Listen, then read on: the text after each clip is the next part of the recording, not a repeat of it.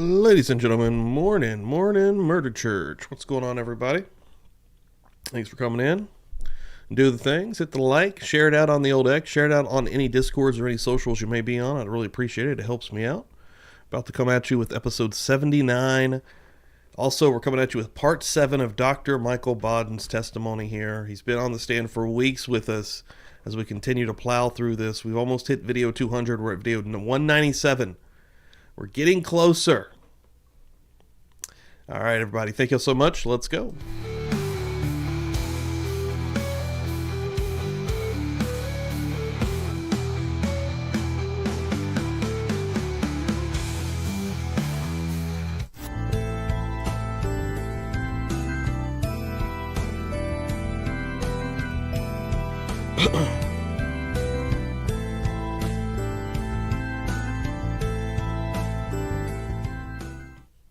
Let's rock.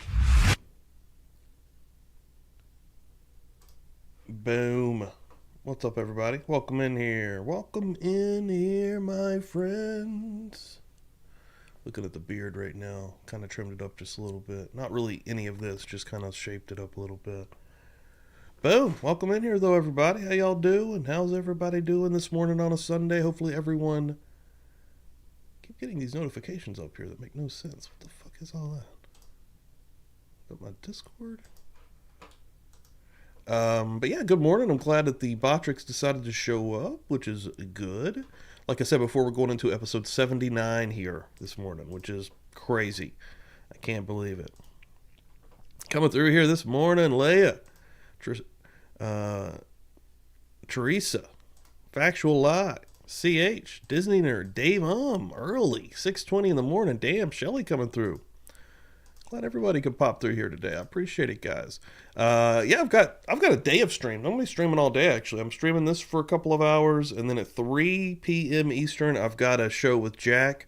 Never a Truer Word. We're going to be doing a Brian Koberger analysis show. We're going to be looking at the Tapatalk posts from a teenage Brian Koberger.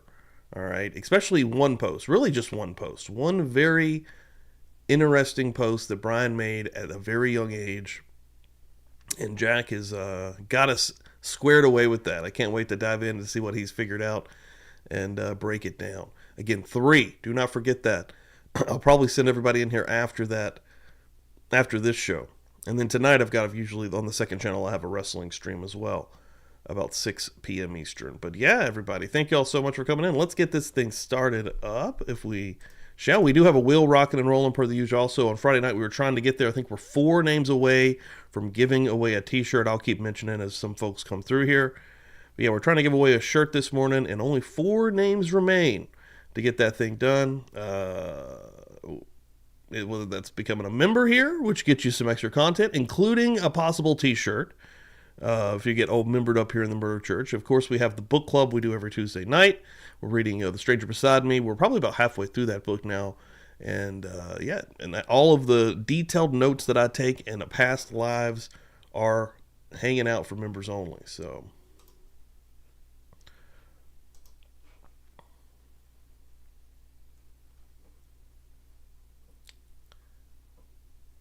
yeah, I'm just looking. I keep getting this weird notification up here, and I keep seeing it. That's got to be a Discord thing.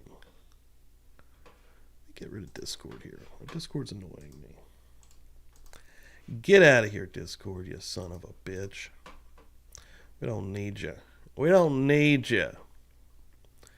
Donnie coming in here also. Donnie, not Wahlberg.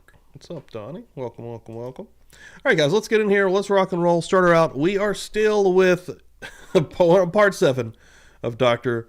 Michael Baden's testimony. Let's keep rolling here.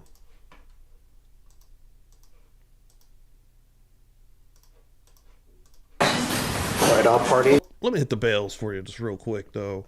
We got some bells here this morning. Can't start it properly without the bells. No.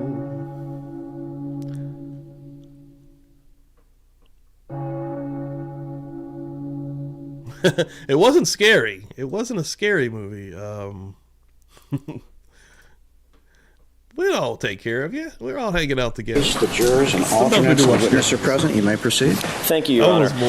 Doctor, Baden, just before we broke for the lunch hour, I had gone over an email, one of the emails that Mr. Plord showed you yesterday, and y'all had talked about parts of it. I read the whole thing. That's the email that Mr. Plord had discussed with you yesterday, correct? Yes. All right. There's a second email that Mr. Plord showed you, and I'd like to read that email and ask you a couple of questions about that email as well.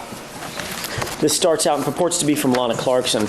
This starts out, "Hi, gorgeous. Sorry I missed seeing you on the holiday. I was so depressed about my car, my life, my career, I just couldn't stay in my house for another minute. When I got a call to catch a ride, I had to be ready in 10 minutes. That's why I forgot to call you. I was so rushed. I ended up staying in Malibu through Saturday, playing with the baby, going out to nice dinners and crystal champagne, with crystal champagne, and generally ignoring all my difficulties. This has honestly been one of the worst years of my life so far. I know you can relate with everything you've been going through. I do hope that the judge's decision is in your favor and you get a really big settlement. Meanwhile, honey, I would love to see you. I'm getting ready to shoot new photos on Friday afternoon and may go back to the beach on Saturday for a fun party. My friends have decided they want to find me a rich husband to support my acting habit, ! He. I spoke briefly with Jim Robinson's partner, Steve, today, and he said Jim wouldn't be back for a while. I bet he doesn't know the real schedule like we do. He. We were at the house after all. I hope I can come up there for another massage, and then it looks like there's a typo in him when he gets back. What are you doing tomorrow? Are you working? If not, do you want to go down to Mexico, Tijuana, for the day? I have to get some medicine from my doctor there. I would pay for the trip, the gas, the food. Fun if you want to spend the day. Call me tonight if yes, because we'd have to leave early. It'd be really fun. Let me know. Love and big kisses, Lana." Is that the email that Mr. Plord showed you yesterday? Yes. Is that one of the emails that you opined in your opinion, or you testified to that in your opinion had an overarching sadness to it? Well, I didn't say overarching sadness. It's a mixed letter, and it does say this has been one of the worst years of my life. And I think what Mr. Plord asked me about was going down to get medicine from my doctor in Mexico, in Tijuana, because it wasn't clear what that was. Okay.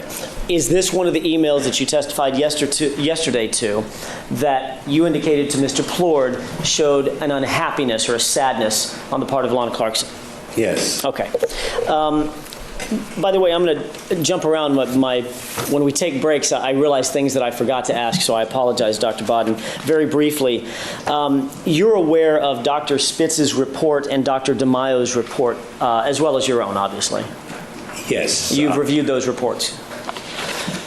I believe so, yes. You're aware that Dr. Spitz's report, Dr. DeMaio's report, and your report were all memorialized. They were all dated within 5 days of one another, correct? I don't recall that, but that's when I was asked. I guess we were all asked about the same time. Okay. Dr. Spitz, tell me if this sounds like it's accurate. Dr. Spitz wrote his report of February 9th, Dr. DeMaio February 10th, and you on February 14th. That sounds right. That sounds right. Now, one of the things that you indicated that was important to you and any forensic pathologist when looking at a crime scene or a death scene and coming to conclusions and opinions based on not only the autopsy but the surrounding factors is to look at the history of the individuals involved, and I think we talked about this a little bit. What brought this to a head? How did we get to this point? Correct. That's an important feature or factor in any forensic pathologist's analysis. Correct. Yeah. Those would be factors to be considered. Yes. And Mr. Plord asked you, and you agreed that you had looked at certain letters of Lana Clarkson. Correct. Yes. You had reviewed certain testimony of certain witnesses who have testified in this case. I think he asked you about John Behrens, correct? John Behrens. Does that name ring a bell? Mr. Plord asked you about a guy who was a playwright? I don't recall that. All right. Do you recall Mr. Plord asking you questions about Lana Clarkson saying, I heard something, and other people saying, yes, no, yes, I didn't hear that? Yes, I remember that. Yes. Right. Was that Mr. Behrens? Yes. Were you aware that that was John Behrens? I wasn't aware, but all right. I accept that correction. Thank you. On that note, Dr. Baden, if you didn't watch his testimony, who was it that told you about that particular incident? Was it Mr. Plord? Mr. Plord, yes. Okay. safe to say that the information that you were given to review, the emails, like for instance some of the emails that we just talked about, the letters that you were given, the testimony from other witnesses, those were supplied to you by the defense, one of the defense members, either Mr. Plord or another member of the defense team, correct? Yeah, I think that's fair. All right. Together with other information that didn't come out. All right. With regard to the victim's history, and when I say history, I'm talking about Lana Clarkson's past. It also would be important to look at Philip Spector's past. You're definitely going to want to come through today at 3 on the Koberger stream. I've got Jack, Never a Truer Word, coming on that's going to analyze the Tapatalk post from Brian Koberger, the really long, extensive one where he does talk about the visual snow and gets into some of the strange things that he kind of talks about. I can't wait to see what Jack says about them. And certain things that he's engaged in, or certain conduct he's engaged in the past, to kind of bring to a head February 3rd, 2003 at 5 a.m., correct? Yes. Did you review his history or his past? I did review various parts of his history, yes, and various allegations about his history, yes. Were you also given information about his particular mental state in the past leading up to February 3rd, 2003? Not so much mental state as interactions with other women. Were you also told about anything that he had been known to say or do in the past that might be indicative of or might be helpful in reaching a conclusion in this particular case? Yes. Thank you.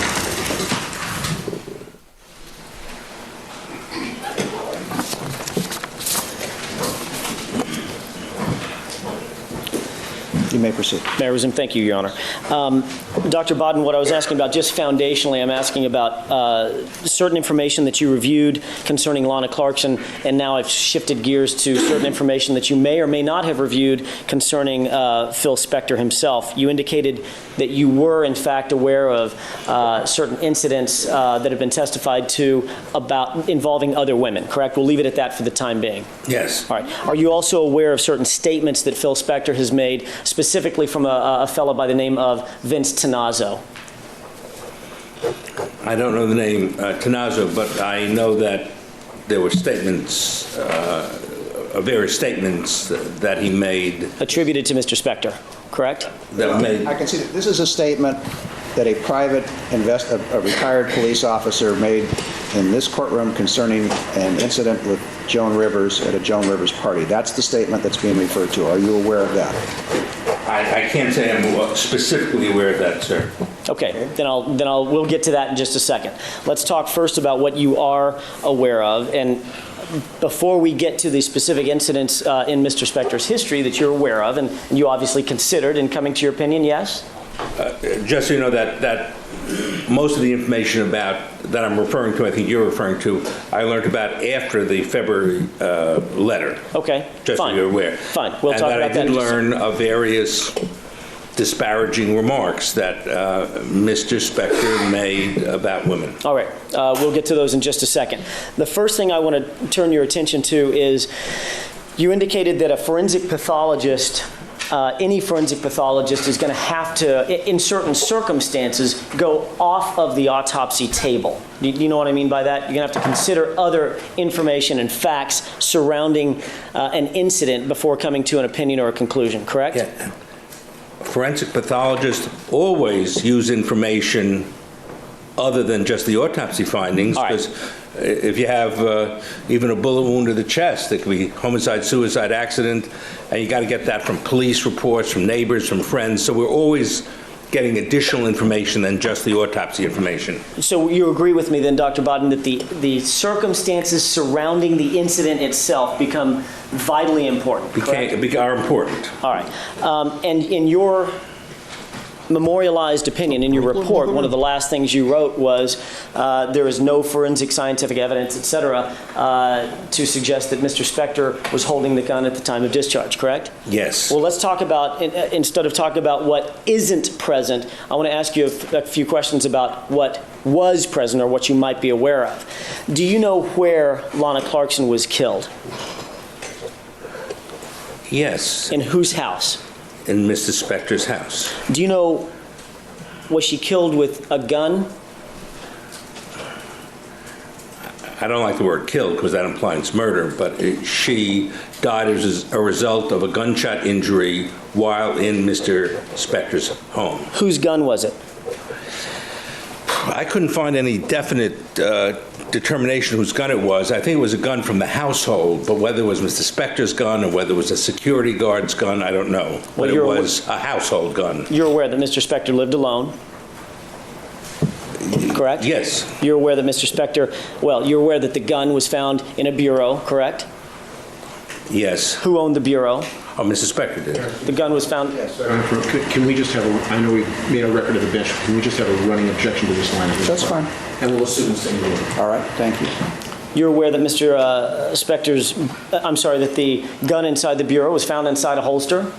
You always have a running Correct. objection, Ro. I know there was a holster there. I don't know. No, it wasn't. It was found on the rug My next mistake. to her leg. My mistake. Ms. Lana Clark's leg. I should have asked the question this way, that there was a holster found inside the bureau that fit the gun. Yes, that I'm aware of. And you're aware that that holster belonged to Mr. Spector? God, I can't stop. I don't know. I would assume, it's an assumption, Oh, but he's I don't know that. crazy. As I said, he did have Yes, security crazy. personnel, so maybe it belonged to a security person. You're aware that the gun was loaded with very particularized sets of bullets, two different manufacturers of bullets, correct? Yes. You're aware that there were other Dude, this guns in the weather. house, Are we ever going to correct? get warm? Yes. Those other guns were loaded with the same type of ammunition as the gun that was found under Ms. Clarkson's Yes. leg? You're aware that those other guns were found in Mr. Spector's rooms, not in some security guard's room, Correct. He's into the I'm not sure where they were found. They were found in his house. in an upstairs bedroom. You're aware of that? I think you're right. I'll accept that. All right. And those other guns were loaded with the same type of plus P ammunition as well as spear ammunition, correct? Yes. All right. You're also aware that Lana Clarkson was at the house for the first time, correct? Yes. You're aware that she was there by Mr. Spector's invitation, correct? Yes. You're aware that she ostensibly was a stranger to the house when she arrived at some 3 o'clock in the morning. My understanding is that that was the first time she'd been to the house, yes. So your understanding would also be that she would have no way of knowing that there was a gun in the house or where that gun might be secreted, correct?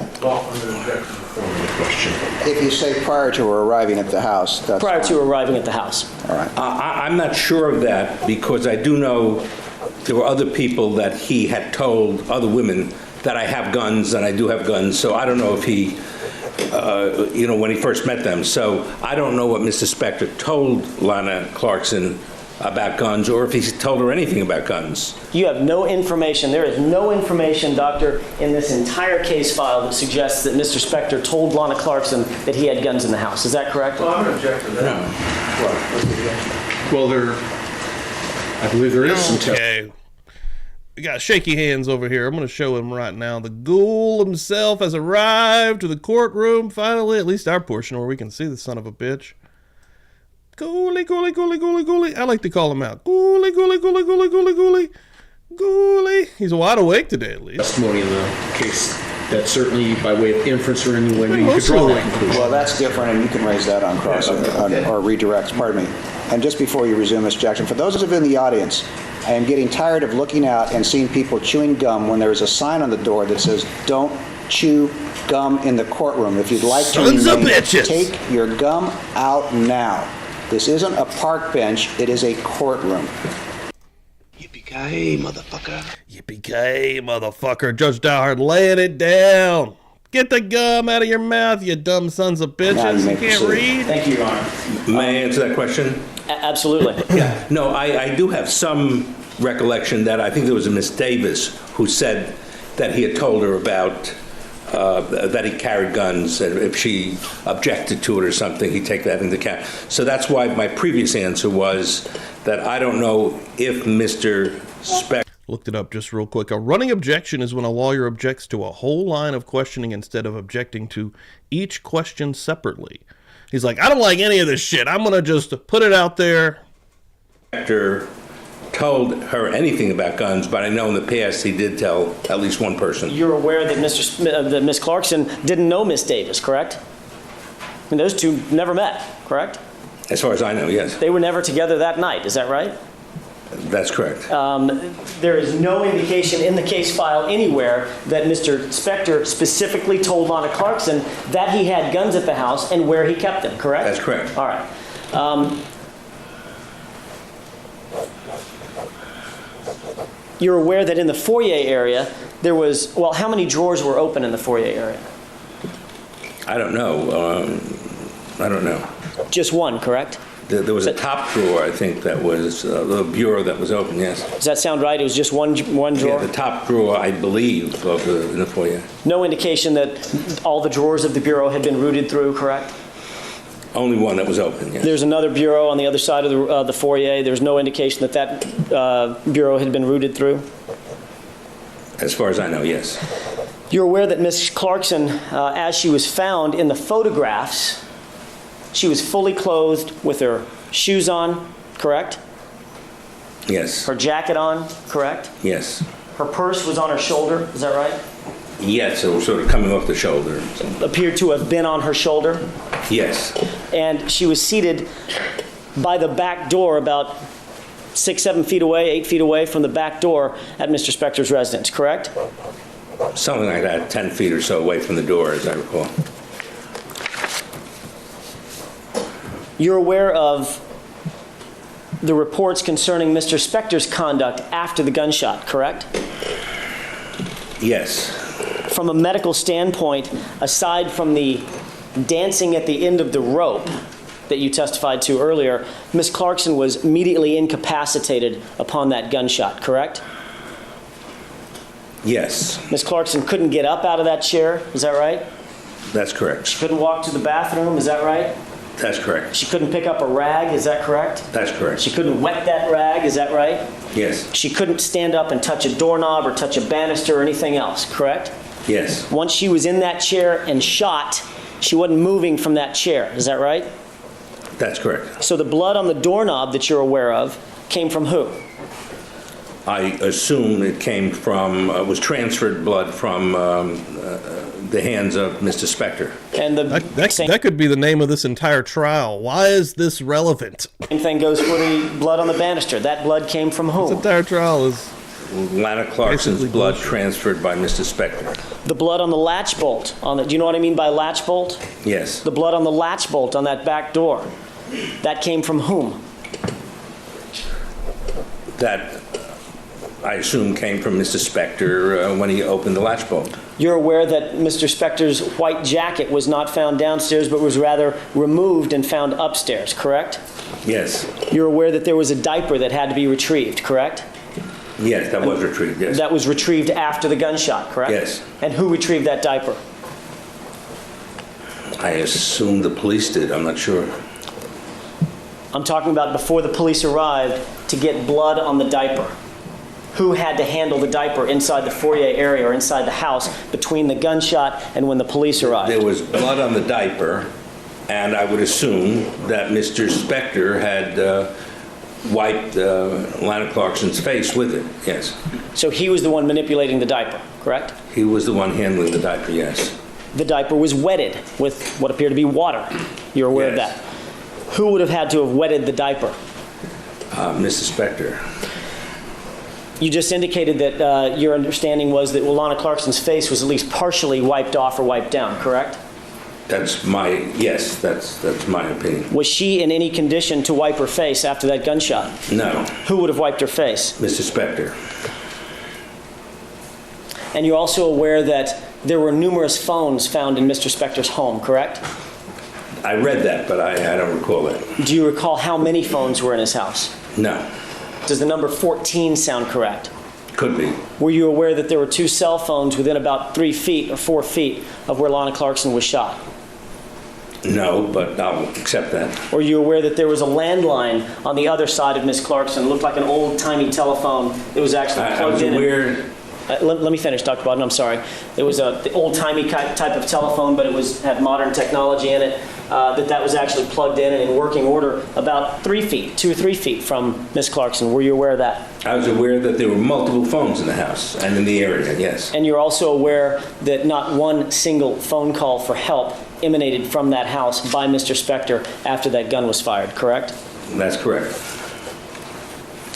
And I think you testified to this a little bit earlier, that you're aware that the condition of the jacket when it was found to have Lana Clarkson's blood on it. Is that right? Yes. And that was from back spatter, I think that you said it could have been as far as 4 feet away, correct? Yes. Jindy, what's up? Are you also, did you consider all of those factors in coming to your conclusion that this was a self-inflicted gunshot wound by Ms. Clarkson while she was playing with or looking at the gun? That's a long sentence. I consider all those factors in determining whose hand was on the gun, yes. And ultimately your conclusion, as you put it yesterday, was Ms. Clarkson's hands were on the gun. Ms. Clarkson's hands were on the gun, and that this was a self-inflicted wound with her buttons facing her face while she was either playing with or looking at the gun. That was your ultimate decision in this case, correct? While she was handling the gun, yes. Not that this was suicide. I think it was self-inflicted. To determine suicide means to understand what she was thinking at the moment of discharge. And it's not clear to me that, no, I don't think she came into that house intending to kill herself. But I think she was reckless and that she was depressed and that those factors come into play. And that because she was reckless and depressed, she intentionally put a gun in her mouth and shot herself? And had a lot of alcohol in her, yes, that happens sometimes. And intentionally put the gun in her mouth and shot herself? Well, intentionally puts a gun in the mouth, maybe not intending to kill herself, but it went off. I can't read her mind, but I can say that her hands were on the gun when it went off. All right. And you base that again on the intraoral nature of the wound? Probably trying to pull the gun out of her fucking face. This psychopath waving it around in her face and probably putting it into her mouth, which made her freak the fuck out. They're both hammered. And again, whether he meant to kill her or not by pulling that trigger, or it happened in a struggle, the gun came out because we already know what Phil Spector likes to do. Keep women held captive with guns. We know that. Phil Spector is 100% the reason, in my opinion, Lana Clarkson died. Wound, the GSR, the blood in the tissue, and the tissue on the buttons, and that there's no evidence in your mind that Mr. Spector was holding the gun, correct? Tissue on the buttons and on the dress, yes. All right. Yes. Tissue on the buttons and the dress or the jacket? Jacket. Right. The black jacket. The tissue sample that was taken from here, correct? Yeah. I'm pointing to my left shoulder. Well, the buttons and the tissues that came out, yes. The buttons? Yeah, yes. The tissue that was taken from here? Yeah, that My left shoulder. left shoulder and the right shoulder. Right. And the right panel of under my lapel. Yes. All right. All of that taken together tells you that her hands definitively were on the gun, correct? All of that taken together. And the gunshot residue put in her hand. Yeah, I think so. All right. You think so? Yeah, I don't know if I'm leaving anything out. All right. You said that you don't know what she was thinking at the time, and certainly that would be helpful to know what a person is thinking just before a gunshot goes off and leaves a human being dead, correct? That would help in determining the manner of death, not the cause of death. Absolutely. And it would also help if there are two people in a room and a gunshot goes off and one of them walks out fine and the other one has a bullet shot through the back of her head. It also helped to know what was in the other person's mind, correct? Yeah, but whatever else is in the other person's mind doesn't tell you whose hand was on the gun. Well, let's see about that. Let's talk about Mr. Spector for a second. You agree with me, at least, with the proposition that you need to take into consideration, as a neutral, objective, independent scientist, you need to take into consideration the mindset of the other party. That would be Mr. Spector, correct? The mindset doesn't help tell whose hand was on the gun. Do you have to consider, or should you consider, Mr. Spector's state of mind at the time that gunshot went off? Mr. Jackson, That's yes or no, sir. If you don't, say no. Can I answer Hold that? it, just a second. If you cannot answer yes or no, tell us that. I can't answer yes or no. Then go ahead and explain it. Yeah. Whatever was in the mindset of Lana Clarkson and whatever was in the mindset of Mrs. Spector does not tell me whose hand was on the gun. So that's why whether Lana Clarkson intended to kill herself or didn't intend to kill herself or was just fooling around, that's interesting, but that doesn't tell me that she shot herself. What tells me she shot herself is the other evidences that you mentioned. Right. The intraoral nature, GSR, blood in the tissue, and the fact that there's no physical evidence suggesting that he was holding the gun, correct? Or no evidence of a struggle. All right. No evidence of the struggle, notwithstanding the bruising that we talked about earlier. That's right. All right. By the way, you indicated, talking about that struggle before we get into the other area I was about to touch on, you indicated that in your mind, I think you said this yesterday, in your mind, the broken fingernail tells you to a reasonable degree of scientific certainty that she pushed the trigger with her thumb and chipped the acrylic off her nail, correct? Yeah. Is that yes or no? She didn't break her fingernail. She broke the acrylic covering the thing. The fingernail itself was intact. And I have seen numbers of situations where fingernails are broken in struggles. Her fingernail was not broken.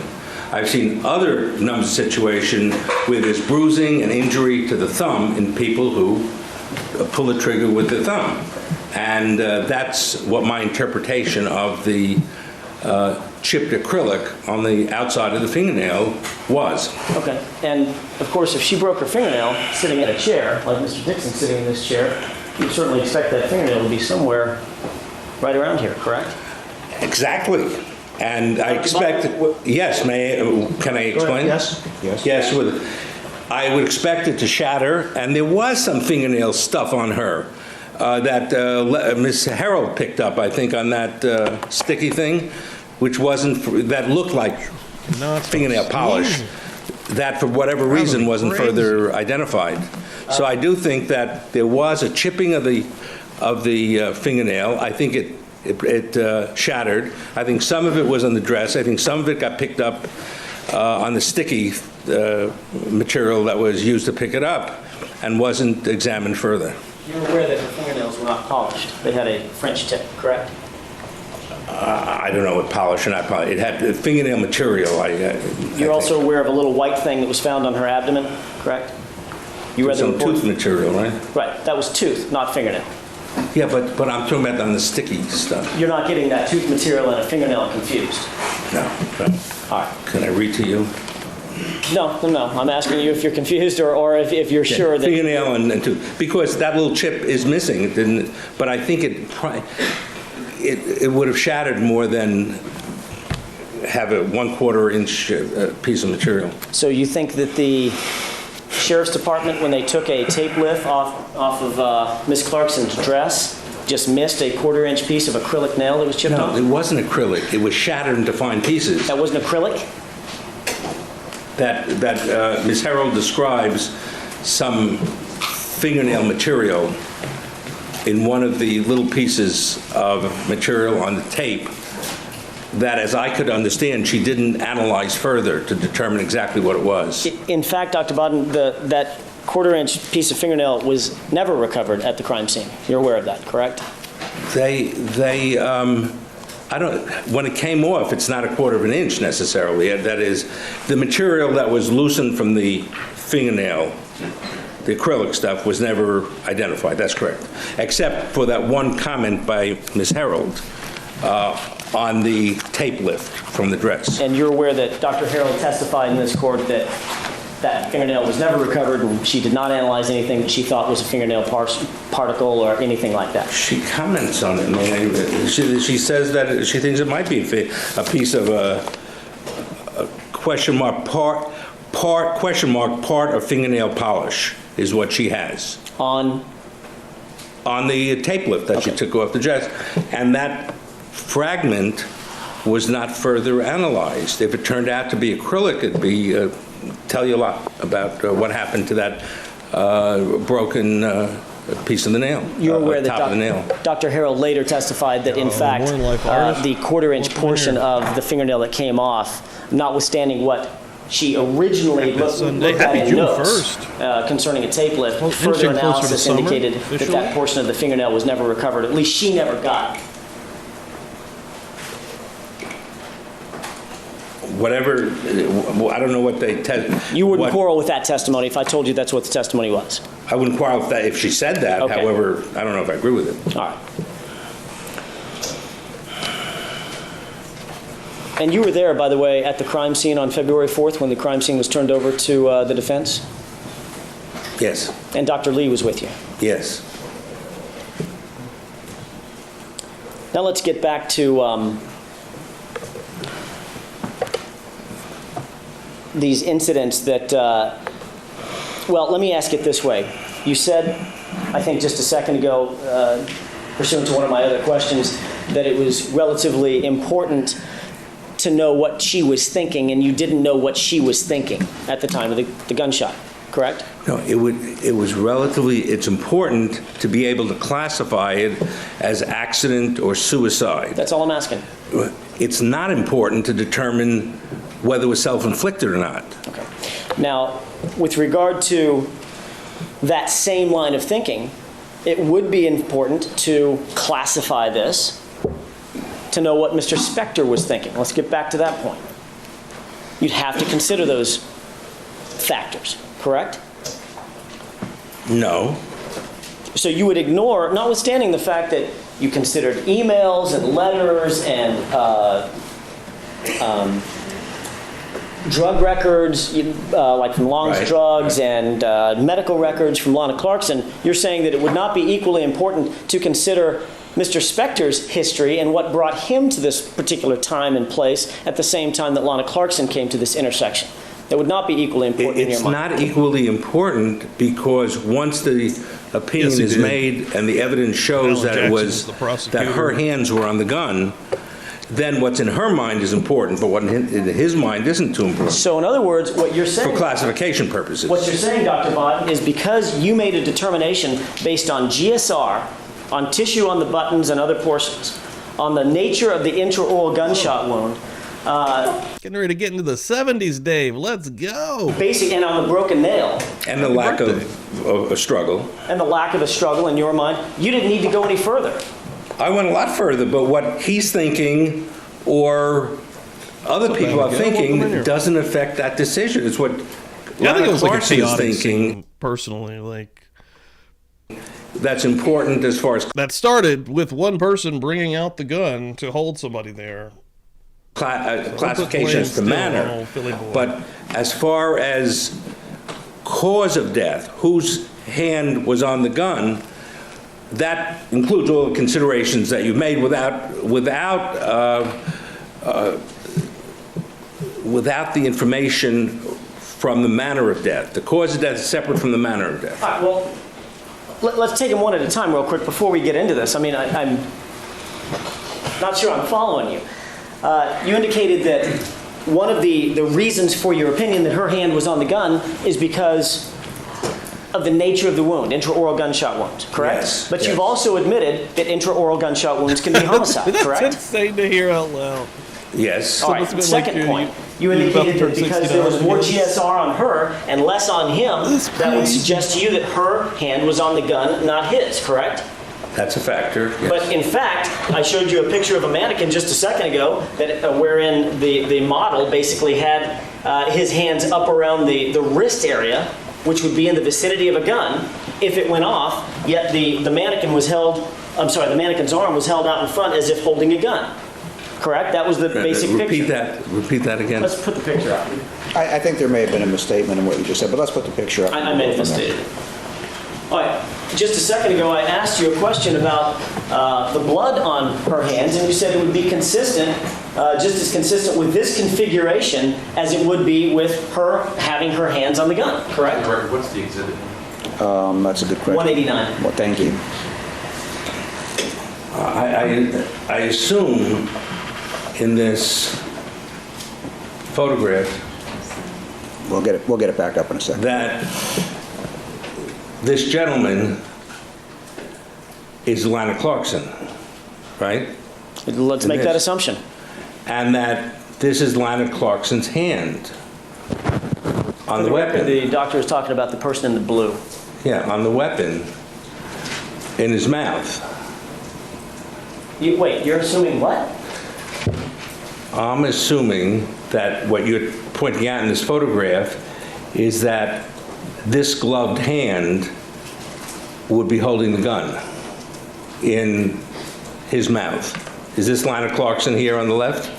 Assume that the model in the blue is Lana Clarkson sitting in the chair. Yeah. And assume that the mannequin represents Philip Spector wearing Philip Spector's jacket. Okay. All right, now what are you Now, saying? what I'm saying is if this weapon, You are talking over each other, please. All right, go ahead. if Don. this weapon being held by Lana Clarkson in blue were in her mouth at the time of discharge, and Mr. Spector were here where the mannequin is, he would have gotten tooth fragments, blood, a lot of stuff on him that isn't present on him.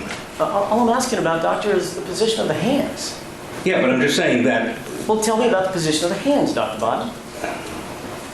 what about the position, that the hands could be in her mouth? Objection vague. Tell me about the position of the hands. Clarify your Sure, question. sure. If I can ask Mr. Dixon just to put his right hand, actually, I'm going to put my right hand out and put his hands on my sleeves. Okay. Does that look like what you're looking at in the? Does that look like what you're looking at in the photograph, Dr. Bodden? But Your Honor, excuse me. I have the photo. I know he's asking if the demonstration resembles what's in the photograph. Not quite, but I see what you're trying to say. Okay. So we want to do that? Well, That's- let's do it that way, because I'm confused by what you're pointing to in the photo. Dr. Bodden, well, let's see if we can get you unconfused. I'm just asking you to look. Wait a minute. Excuse me, Mr. Rosen? Yes. Don't raise your voice like that. I assume you were pointing to Mr. Jackson. Jackson, Just yes. make an objection and I'll take care of it. Okay, we didn't need, let's get you unconfused. So just go ahead, ask your next question. We'll go from there. Do you see the configuration of the mannequin and what I'll call the model in blue? May I have a photo? Can I have a photo that I can look at? Absolutely. I can't quite see what you're seeing. Sure.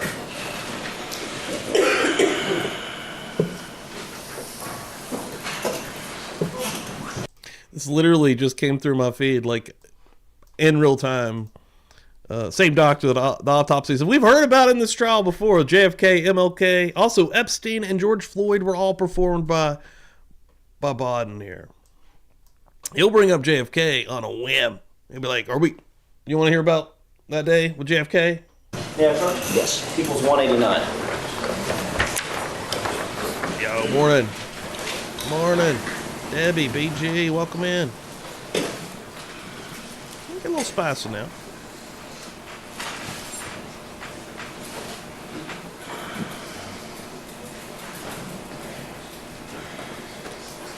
Okay, I can see it better here. Okay. Dr. Bodden, go ahead and use that one for your reference. My question is simply, do you see the configuration of the hands up around the mouth of the model? Yes. All right, now let's assume that the mannequin, not the model, but the mannequin, has a gun in its hand. Yes. Okay. You've already indicated that based on where the model's hands are, and let's call the model in blue consistent with Lana Clarkson seated in the chair, based on where her hands would be, based on this photograph taken by the defense team with their mannequin during their inspection of the evidence, That thing's creepy. that man. would be consistent with how Lana Clarkson could get blood, the blood that you saw on her hands. You've already testified to that, correct? Yeah, that would be consistent with how she could get blood on her hands. Her hands were on top of Welcome in, random people. Mr. Spector's hands that you're saying is in this photograph. On top of Mr. Spector's hands. Well, you're saying that Lana Clarkson's hand is on top of Mr. Spector's right hand, right? Is that what you're saying? Dr. Bodden, I'm not saying anything. I'm asking you if you can tell where in this configuration that the defense team took a picture of, where her hands appear to be grasping at the wrist of the mannequin. Right. Okay. If you assume that there's a gun imagine waking in up the with a mannequin's mannequin right next to you. hand, Right. would this configuration be consistent with how Lana Clarkson could get blood on her hands? It could be, for the limited question of how she could get blood on her hands, Yes. And isn't it also consistent if there was a gun in the mannequin's hands? Well, I'm assuming there's a gun in the mannequin's hand. Isn't it also consistent if that gun is fired that all four hands in this area, as well as the model and et cetera, are going to get, you'd expect to find GSR on those? Yes, you can get GSR in all the hands, but there are other aspects of this that wouldn't work. All I'm asking about is GSR, Dr. Bodden. That's how we started this conversation. Possible, yes. All right, so you would expect the GSR would be on this model's left hand, correct? Because of the cloud that goes a couple feet, right?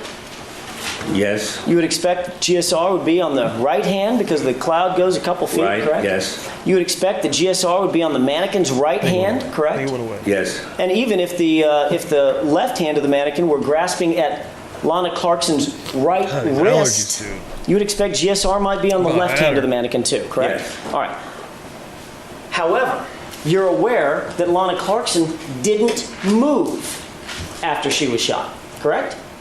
Well, she moved, but she didn't get up and go anyplace. She didn't was get up and wash her unconscious. hands. I That's thought we correct. learned she And danced you were around a also little aware bit. that Philip Spector did get up and move, or I say get up, did move after After the incident, yes. after the shot was fired, correct? Yes. And included in that movement was taking off this jacket, is that right? Yes. Going upstairs, Yes. going to the back door, To open the door, yes. touching the banister, Yes. grabbing a rag, Yes. wetting the rag, Yes. wiping her face, Yes. putting his hands in his pockets. Yes. Ma'am? Yes.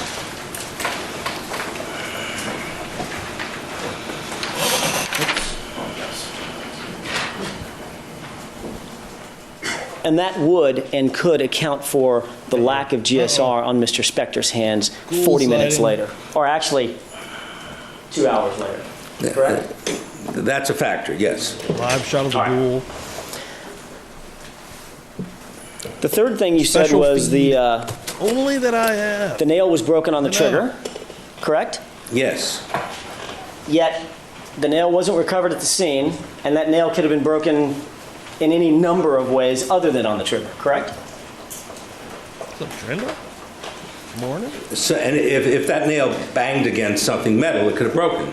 Or- With Glad you can make the an image. circumstance we have, Hanging out, having a good impacting time. against the trigger guard is a good way of injuring the thumb, But it, in my experience. I understand that, and Could have happened other ways too. that's my question. Could it have happened other ways, Doctor? It could have happened other ways. Okay. And you indicated that there was no sign of a struggle in your mind? Correct? That's correct. All right. And when you say a struggle, you mean an all-out fight. We're talking about a street fight where you get skin under the nails and knocking furniture over and things like that, correct? No, but a struggle in which things are put in disarray if there were... Jeannie got the whole crew if there were rolling through here struggle. this morning. And of What's course, going if- on? Appreciate everyone for coming through. Hit the like if you have not. Random folks that may be in here that haven't subbed up, do that shit as well. One thing that I got going on later today, 3 Eastern today, I got a special stream happening with Never a Truer Word, Jack. We're going to be analyzing the Brian Koberger Teenage Tappa Talk post. Well, he's going to be analyzing them. I'm going to be hanging out and asking some questions and enjoying the analysis by Jack. I'm real interested to see what he has failed, and especially one of these posts that we're going to be looking deeply into. So remember, 3 Eastern right here on the YouTubes. And then, of course, I've got another stream after that on the second channel, on the wrestling channel tonight. I'm doing a stream. I've been doing a stream. I think this is the 5th or 6th. I think this is the 5th week of doing some 1989 old classic Memphis wrestling over there. So if you're not following on Wrestle Plunge, please do that as well on the old second channel. And yeah, those videos, man, they're doing pretty good. I'm really excited about that. But yeah, everyone in here, welcome, welcome, welcome. We also have the Will still rocking and rolling. We're only 4 names away from a spin, folks. Only 4 names away. And we're giving away a t-shirt. So we got a lot of dank new shirts in there. So everybody just thank you so much. I appreciate it. This is gun country. Motherfucking gun country. If I were to grab Mr. Dixon's arm and he were to try to pull it away from me, and I don't let him, may not be the greatest struggle in the world, but that's a little struggle right there, isn't it? You know I don't mind to play some Incidentally, bells. Hey, we'll give them some bells. We had a lot more people in here from earlier. So we'll get the bells going again. Gotta get the church bells. Giving them out. Is that yes or no, sir? Could there be, repeat the question, please? Sure. I'm talking about degrees of struggle. You say there's no evidence of a struggle. Certainly could be degrees of struggle. There's no evidence of an all-out brawl or fist fight, correct? Phil is innocent. Right. There's no evidence of even a small brawl. There's all levels of struggle. You're right. Right. And of course, if in the average mugging, you're from New York, you probably know more about this than we do. In the average mugging, Dr. Bodden. On the average mugging relevancy materiality. I think he's just making a point. The objection New York is getting safer and safer. Absolutely. Here, here. Here, here. Thank you. I don't need any letters from those in New York. We're good. Okay. With regard to the average incident where one person has a gun and the other doesn't, you have an arm. Do you think Phil Spector is the reason Lana Clarkson died? Yes, no, not sure. Person and an unarmed person, a lot of times there won't be much of a struggle because of the nature of that interaction, correct? That may happen. That may happen.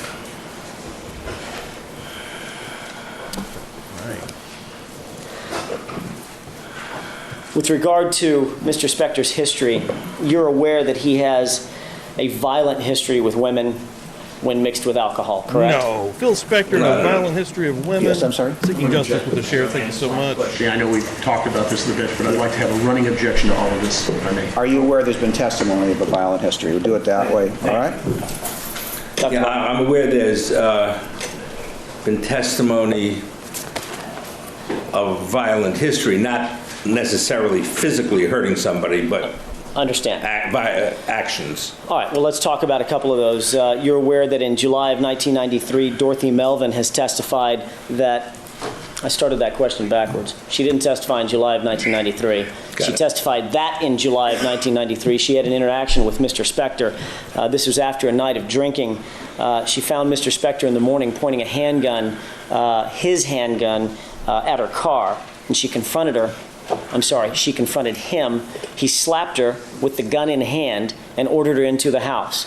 He then ordered her upstairs and to take off certain clothing. She refused. There was an ongoing colloquy between the two while he was holding her at gunpoint. She eventually begged to leave. He relented at some point, allowed her to leave. While pointing the gun in her face, she went out to the car, got in the car, began to drive away. And down at the back gate, when she was attempting to leave, he chased her down the driveway with a shotgun in his hand. You're aware of that incident, correct? Excuse me. Objection. It misquotes the evidence. It's a minor point, but it misquotes the evidence. In what way? There was no testimony by Miss Melvin that Mr. Spector pointed a shotgun at the car when she came to the back door and saw it. The jury has a... Rosen's like, she never said he pointed it at her as she was leaving. He had the handgun in her face. She's leaving. He's went and now got a shotgun as he's allowing her to leave. But he didn't point it at the car as she was leaving, though. That wasn't intimidation. Now let's just calm the hell down here. Mind the testimony, so you Rosen is the biggest cocksucker. Fuck. Consider that in evaluating this particular bit of testimony. You may proceed. Thank you. I simply have a question about that incident. Were you aware of that incident as I've described it? Yes. Did that impact your opinion in any way? That impacted my opinion on the circumstances, yes. Does it change your opinion in any way? It doesn't change my opinion on whose hand was on the gun. So right now, out of 16 votes, we've got, do you think Phil Spector is the reason Lana Clarkson died? We got 94% yes, and then 6% not sure. I don't see the no's in here, so I'm guessing MLS Law dipped out, and maybe Brooklyn as well. I know Brooklyn is also thinking that Lana killed herself here. Which, even if Lana killed herself in the struggle of trying to get the gun out of her mouth, I still would put blame on Phil Spector, who brought the gun out to begin with to intimidate her. So not surprising a defense attorney like MLS Law would come through and say such a thing either. I mean, seems like it's pretty par for course. With regard to a second incident, are you aware that Stephanie Jennings testified that in January of 1995 at the Carlisle Hotel, she had a similar incident with Mr. Spector wherein he had spent the evening drinking. She refused to go to his hotel room. He showed up at her hotel door with gun in hand. He refused to allow her to leave. She ended up having to call the police. All the while, the gun was pointed in her direction. Again, his gun looked like a handgun to her. Are you aware of that? Yes. You're aware that he blocked the door and wouldn't allow her to leave? Yes. Did that incident play any part in your ultimate opinion or conclusion in this case? It didn't. It doesn't play a part in my ultimate conclusion as whose hand was on the trigger. That's correct.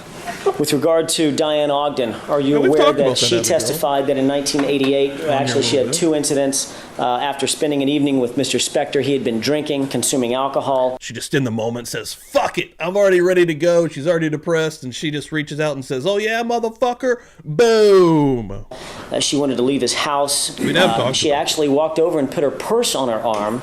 I think she I like indicated that- her left I like arm in that her we have case. different folks in the He pulled a chat gun, that'll he forced her into a chair, and began express pressing their opinions. the weapon into her head, face, cheek, neck. Usually in all of these chats, it's pretty much just one way, man. One way or the other. Before finally, she talked him out of pointing the gun at her, forced her upstairs. She ended up spending the night while he had the gun on the bed. Are you aware of that incident? Yes. Did that in any way impact your opinion in this case? Well, it impacts opinions, but not the opinion on whose hand was on the gun, whose finger was on the trigger. You're aware of a second incident that occurred 2 weeks later with Diane Ogden, wherein she wanted to leave, almost an identical circumstance. Mr. Spector had been drinking, he had been consuming alcohol. She believed that he was at least inebriated or what she'd call plain drunk.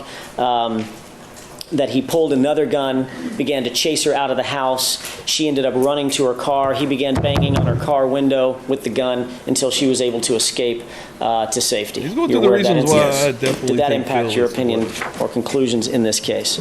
Not my conclusion as to whose hand was on And I the don't trigger. even really think, I mean, again, it's a drunken state of mind. He's already out of his mind. He's pulling the intimidation factor with what he knows how to do, which is a gun. He's a small fucking little dude who likes to get his way, a rich prick, I'm sure. But either way, I still think he brought out the gun to do exactly what he's explaining now. Intimidate her to stay where she was at, hopefully so he could get his little pecker sucked, something along those lines. And she did not want to do that. He pulls out the gun, puts it in her mouth, and then a struggle probably did ensue. But again, why was the gun there in the first place? Because of old Philly And boy. with regard to Melissa My opinion. Grosvenor, are you aware of her testimony as well? Yes. And she Do it. testified that in Slap that 1992 at the Pasadena house, Mr. Slap it like a hooker that was on one of our streams on Friday. Slap it like a hooker's ass. Spector owned a house in Pasadena like bud. that he had been drinking. They had been out to dinner together. He had consumed alcohol, a substantial amount of alcohol, such that she said he was Slap beginning that to get like a drunk. hooker's ass. I'm going to start saying that. Ultimately, I'll get some the heat hour for was it late. eventually. She was jet lagged. She wanted to leave. He left the room without saying a word, walked back in, was wearing a shoulder holster, and was pointing a handgun directly at her face. He walked up to her, held the gun to her head, and forced her into a chair. Are you aware of that? Yes. He held her at gunpoint in the chair basically all night until the next morning when she awoke. She then left the Pasadena house, went to the airport, and flew back to New York. Are you aware of that portion of the testimony as well? Yes. Did that have any impact, one way or the other, on your ultimate conclusion or opinion in this case? Not in my ultimate opinion. Are you aware that Vince Tenazzo testified with regard to Mr. Spector's state of mind and how he views... Mr. Spector's state of mind, he can just That's state. what I'll you'll be rephrase the arguing. question. Just go ahead with the testimony. I'll rephrase the question.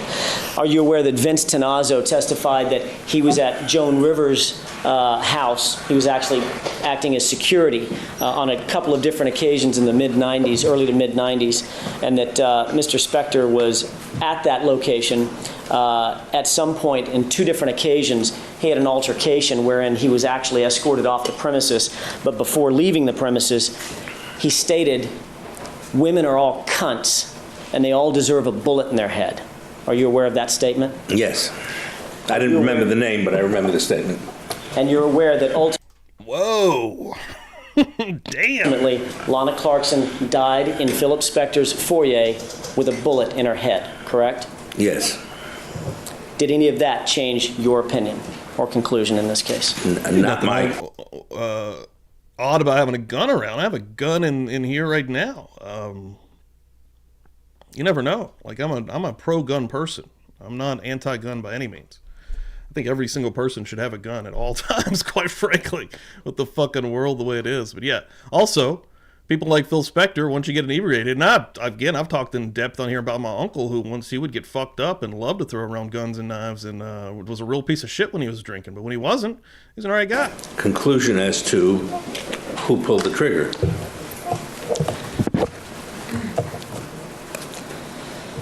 May I have just a moment, Your Honor? You may. That's hard. I don't know. It's a gun in the wrong hands, man. Absolute nightmare. Can be. Uh-oh. The goal. Your Honor, that's all I have for this witness at this time. Thank you. Thank you. Redirect. You may. Hey, we ain't done Plord yet. I'm pretty sure, not Plord, Bodden yet, and I'm pretty sure there's a part after this. Like, I think that we have a little break for some reason in here. Maybe had to do something, I don't know, but he comes back. He's still not done. Just crazy. What are we, like 3 weeks into this? With just Bodden? I swear.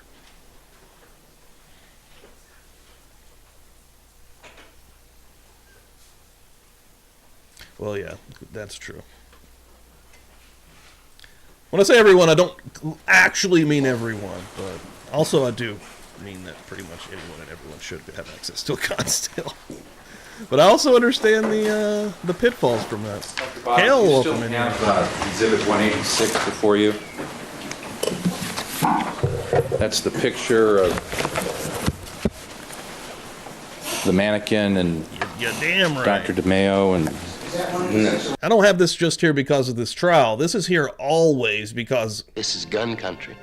I love guns. 189. like I said, 189. Do you have that before you? No, I have 187 here. Which Can I have is- 189, please? The actual picture, and then if we could have it on the board, and I'll Drunks show them and the guns. picture and so forth. People handle their booze differently, man. You get a piece of shit that turns into an erratic, different type of person possessed by a demon, like I think what happens to Phil Spector, especially after we heard him. for the record, what he showing sounds you like once he is Exhibit fucking really 189. drunk. One of those voicemails early in this trial. Different What person. questions were asked Demon of you from of this hell. particular That's orientation what I would attest. that was done at the crime lab. But first of all, that's actually Dr. DeMeo, is that correct? Yes. And that handsome gentleman is Mr. Brunon in the back, and that's your wife, and that's you, is that correct? Yes. Okay, and this, God, the And that's Mr. Spector's The jacket. velvety mannequin. Mr. Spector's Dude, jacket with the- this is a horror movie right here. This is fucking nightmare fuel. Just that mannequin in itself. Being in the same room, touching its hand. At least that dude has a glove on. arrows and so Oh, my forth. God. And this was at the Sheriff's Department Crime Laboratory back in May of 2006 when the defense experts were allowed an opportunity to go look at the physical evidence, and you were included in that along with all the attorneys, myself I included. like Is that Ford. correct? Yes. And Ford's been pretty good. your man. your wife and pictured here, is Just that don't like the correct? roses. Yes. And I've got a question here before I go any further is, do you ever tell your wife what to do? What I do? In other words, do you tell her what to do? No, I don't tell her what to do. Okay. And she is an attorney, and she has a private practice, and she's a professional. Is that correct? Yes. Okay. And did she ask your permission to be involved in this case? Was she asking you for permission? Is that what your testimony was? No, she didn't ask me for That's all I want to permission. know, just whether she asked your No. permission. Okay. And with reference Up to 21 votes, still no no's in here. My two no's left. My two no's left. They want to spread a little bit of discourse and been bailed out. to the crime laboratory visit at the Sheriff's Department Crime Laboratory, was it Dr. DeMeo do you mean positioned those here? opinions? Was he the one that was doing the mannequin in particular orientations? Yes, And and was there- gunshot residue and blood spatter evaluation. Okay, tissue spatter, blood spatter, all of that, is that Yes. correct? And basically, was this orientation to put a lot of different orientations were done to see whether or not this pattern could be explained, is that true? How it could be explained, yes. Pattern on Mr. Spector's jacket on the left panel of the jacket. Is that true? Yes. And Dr. Lee was there, Chilly down Paul here. Kish was there, Stuart James was there, a ballistics expert was there, a number of people were there. Is that true? Yes. Okay, and basically the position here was to see if the blood spatter, they could explain why there'd be no blood spatter here on the arm or on the right panel of the jacket. Is that true? Objection as to what others' intentions were. No, it's because there were questions raised. However, the question was Got a couple of shares this morning. I'm going to shout out real quick. Factual Lie, who I saw in here earlier. Thank you so much for that share on X.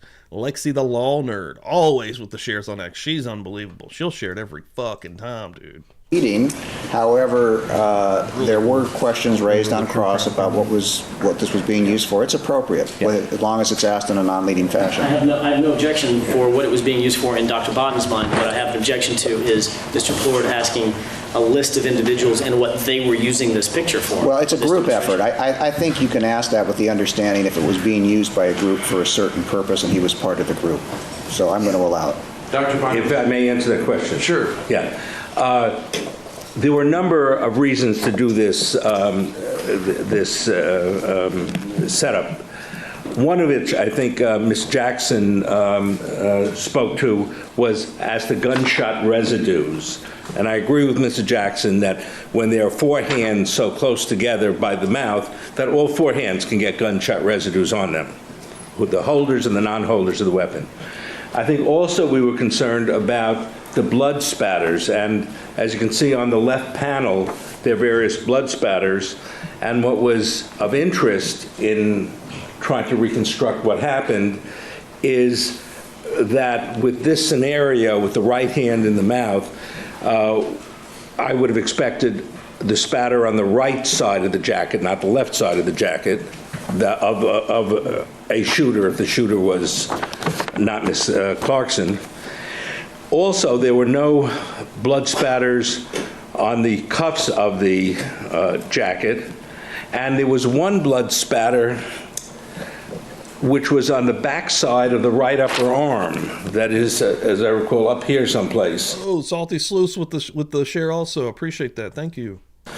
Which would indicate that in And if you're this not following Salty scenario, Sluice, man, make sure you the right there. arm, that's the shooting arm in the scenario, would have to be This is a good one to in a position exposed to the blood coming out of the mouth.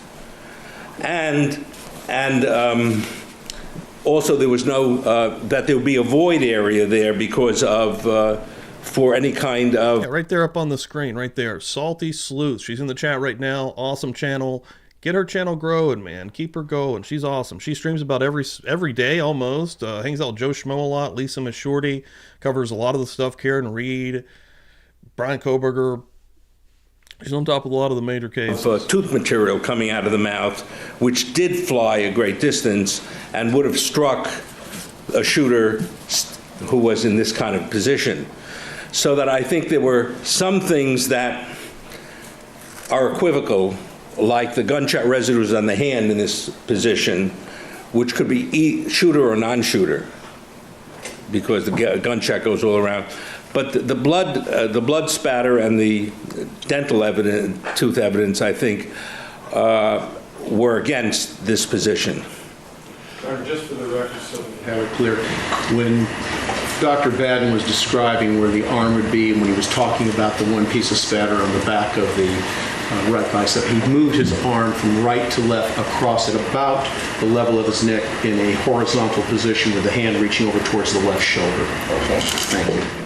Yeah, and Dr. Bodden, this particular, it was actually a weekend, 2 days that we were pursuant to an agreement, understanding all the experts were allowed to see the evidence. Yes. We were basically given 2 days to go and analyze it all.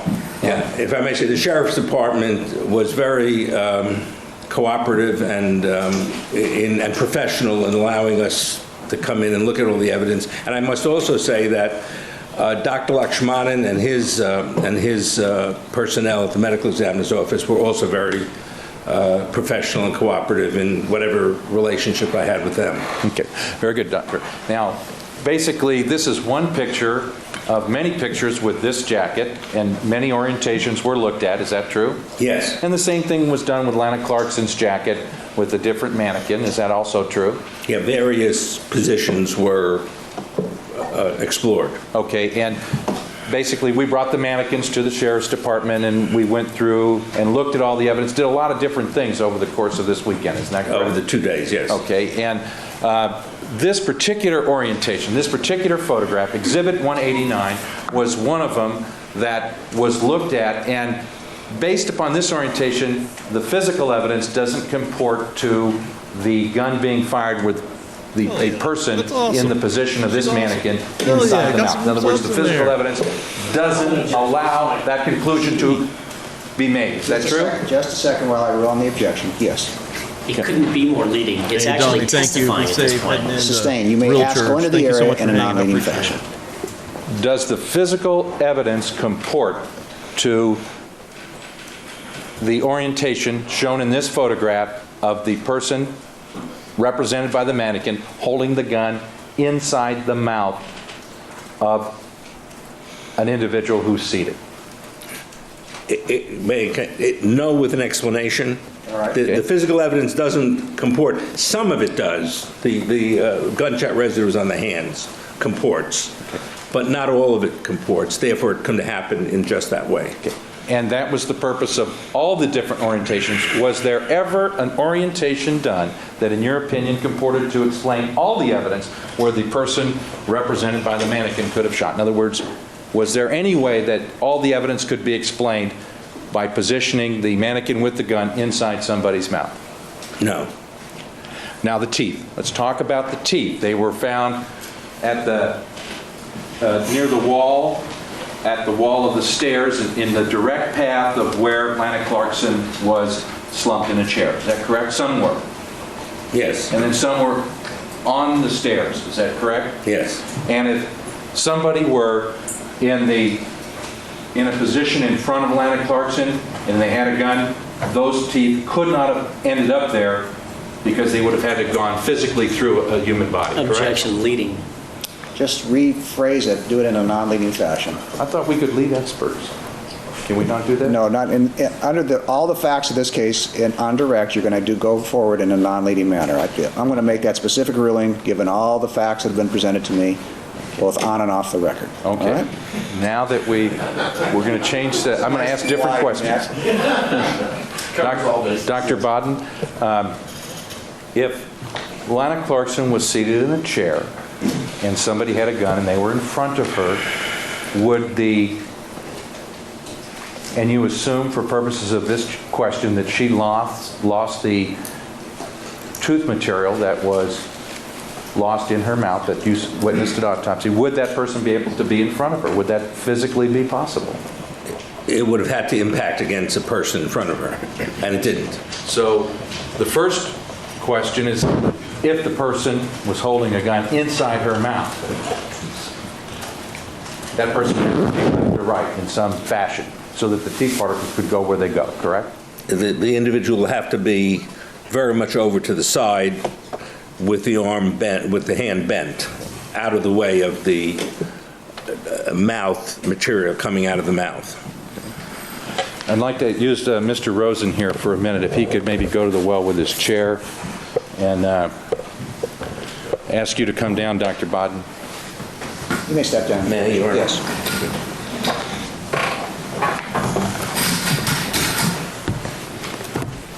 So, if we could keep it 189 up for a moment. Yes.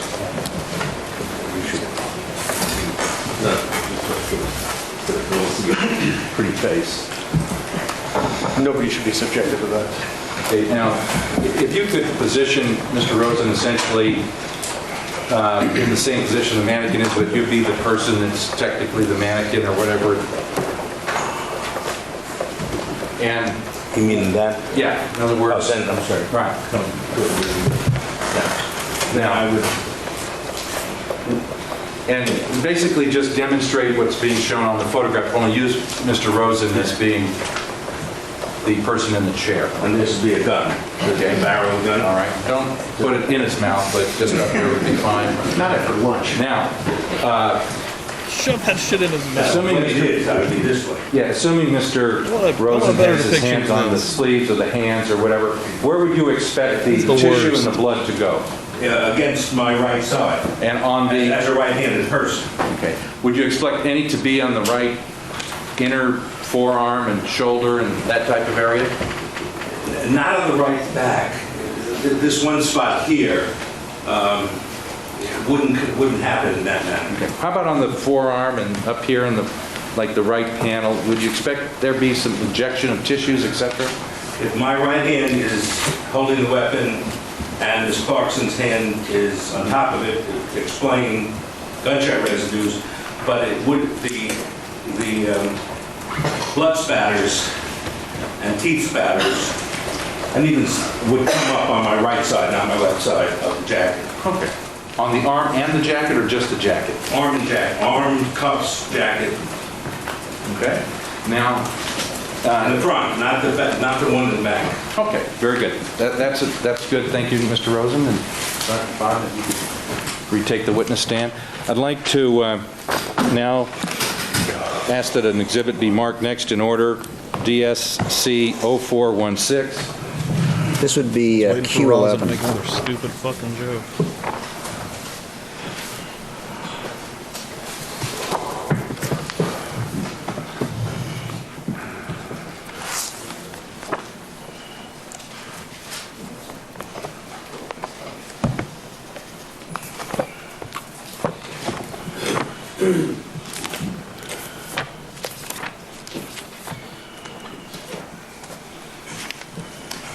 Dr. Bond, is this another photograph of the event that occurred at the Sheriff's Department laboratory back in May of 2006? Another picture of another orientation with the black God, jacket there's more on. mannequins. Just make a movie with these fucking creepy velvety mannequins taking over, and I'm done. Like, holy cow, they're creepy as hell. They don't even have any features. They're just creepy as fuck. Mannequin. Yes, might I see the photograph too, because I don't see it that good. Okay.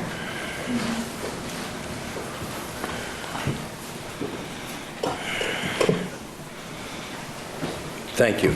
Yes, this is another demonstration. Okay, and this is Mr. James here in the background, is that correct? Yes, that's Mr. James. Mr. Kish, is that correct? Here? Yes. And who is that? Dr. Lee. Okay, and are they basically doing some orientation shots of the black jacket that was worn by Lana Clarkson, the actual jacket? Yes. Okay. And now if we could have DSC 0410 next in order. That would be R11.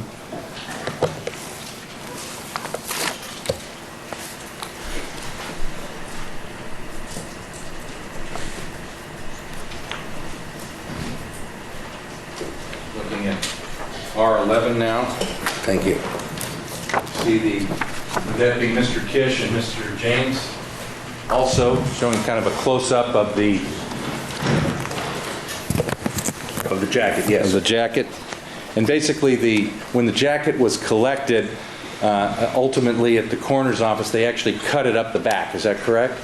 Yes. Okay, so this is the half of the jacket that would show the left arm. Is that true? Yes. Okay, it was put on the mannequin, and where it was cut was put in the back where it would be, essentially. Is that true? Yes. And in this particular orientation, So creepy. can you see the buttons in your photograph here? I see it on the photograph here, yes. Okay, and Lurk in does there. this orientation of the jacket and the buttons suggest that that tissue ejected from Ms. Clarkson's mouth at the time that the shot was fired could have landed on the buttons? Nightmares. I keep Yes. having a weird Okay, dream. and so what was the purpose of this Just trippy as photograph fuck. as far as the buttons was concerned? In other words, what was the reason One- that this was being done? One of the issues being looked at is if Ms. Clarkson had the jacket on her right hand, could tissue material have landed on the button? And as we saw yesterday's demonstration, this jackets can, the buttons can go in different directions depending how the jacket is worn. And in our examination of the jacket, it could have been in the way facing the mouth. Okay. Now, I want to talk a little bit about the Oh my God, a close up on the hand. Jesus Christ in heaven. Oh God.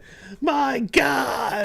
the history of the jacket. I bet there's freaks out there that want to be sexually pleasured by those hands, by those velvety freak hands. You were given photographs of Miss Clarkson at the scene where the jacket was on. Is that true? Oh God, yes. Yes. The velvety Okay, hands. and we actually showed you some of those photographs. Isn't it also correct that you reviewed reports from criminalists that were at the scene that basically did evidence collection from Lana Clarkson's body? Is that also true? Yes. And did you receive information, both reports and testimony from a Jamie Lintemuth regarding the work that she did at the scene, as well as later on at the coroner's office concerning Miss Clarkson's body? Yes. Okay, I want to focus in on this area, if I can. Was there information from Ms. Lintemuth, first of all, about whether or not the jacket would be removed at the scene or later on? Was there some information as to when that occurred?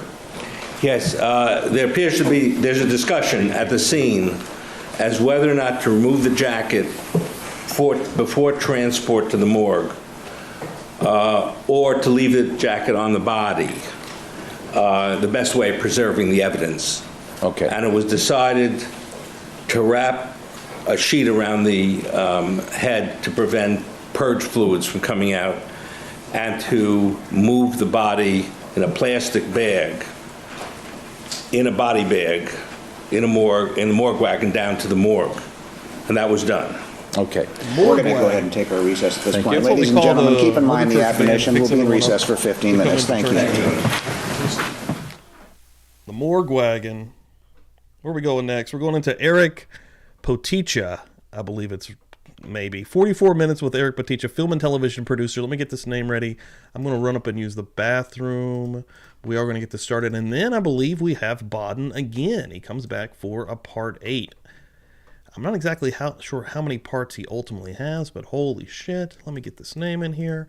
Again, I really appreciate everyone for coming through here this morning. Thank you very much. If you haven't hit the like yet, please do so. If you haven't given it a share yet, please do so. Again, today at 3 p.m. Eastern, right here, back on YouTube. I've got Never a Truer Word, Jack coming through here. He analyzes words. He covers a lot of different things here in the true crime community, and I've got him looking at the Tappa Talk post by a teenage Brian Koberger.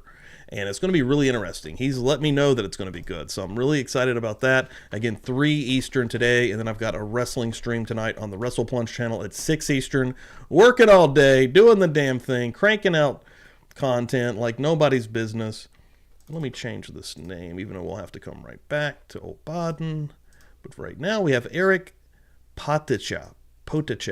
Something along. We'll see how close I get is what we're going to see. 44 minutes. We'll probably round out today's Murder Church. Again, I'm going to be doing some more streams down the way. So thanks everyone so much for coming through. If you are not on board for all streams of Publicly Buzzed, and now I'm talking about Feral Friday when we go over to kick.com, and we'll do that through the week randomly. You never actually know when we may end up on Kick. Please make sure that you're over there. We had an absolute banger on Friday. We had the Glare come through here. Awesome show. We watched a wild-ass film.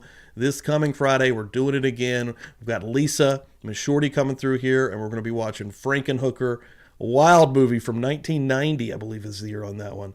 2 weeks of hookers right here with Publicly Buzzed. Again, thanks everyone for coming through. I fucking love you guys.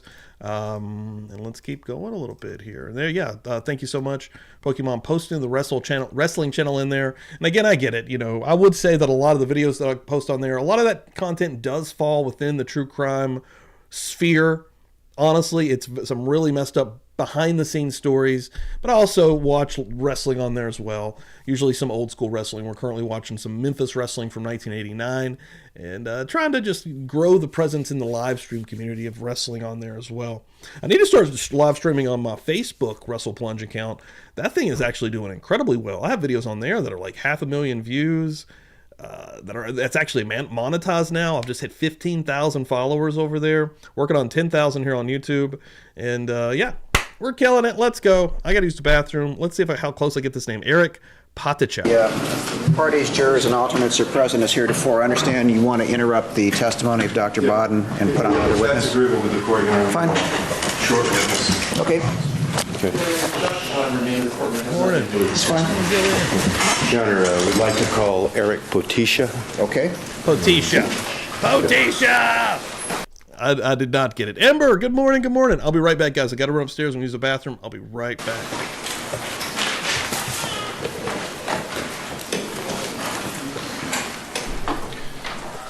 Go over there and stand by those. Please raise your right hand to be sworn. You do solemnly swear that the testimony you may give in the cause not pending before this court shall be the truth, the whole truth, and nothing but the truth, so help you God. Yes, I do. Thank you. Please be seated in the witness stand. Please state and spell your first and last name for the record. Eric Potisha, E-R-I-C-P-O-T-I-C-H-A. Thank you. You may proceed. Spell your last name again for me, please. P like Peter, O-T-I-C-H-A. And have you always spelled it that way? That's correct. I understand that you are employed in the entertainment industry? Yes. And in 2001, where were you employed? I was employed at Fox Television Studios. And what was your title or job description at that time? I was Vice President of Television Development. And did you know a young woman named Lana Clarkson? Yes. And you were friends with her, is that right? Yeah. As well as had a professional relationship in the sense that she would contact you for work and that sort of thing? Yes, that's correct. Okay. Now, Your Honor, may I approach witness? I'm placing before you an exhibit that we know as M to the 11 and folding it to the second page, an orangey colored letter. Have you ever seen that letter before? I saw it for the first time the other day when the DA faxed it to me. Okay. And was that the first time you'd ever seen it in your life? Yes. Okay. I'd like to go through this letter with you, if I may, and could we have that up, please?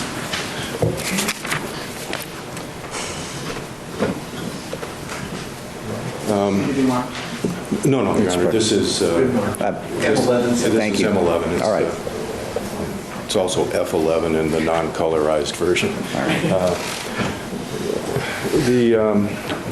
You can refer to the letter that's on the stand before you. It's a little bit easier to read, but in any event, this letter appears to be addressed to Miss Lana Clarkson, LD Productions, etc. You note that? Yes. And did you know Miss Clarkson to have a company, or at least... Turn your motherfucking phone off. What the fuck are you doing, dude? Stretch out hard. Get him. Yippee-ki-yay, motherfucker. Get his ass. Well, that concludes your testimony. Thank you. Get the hell out of here. That's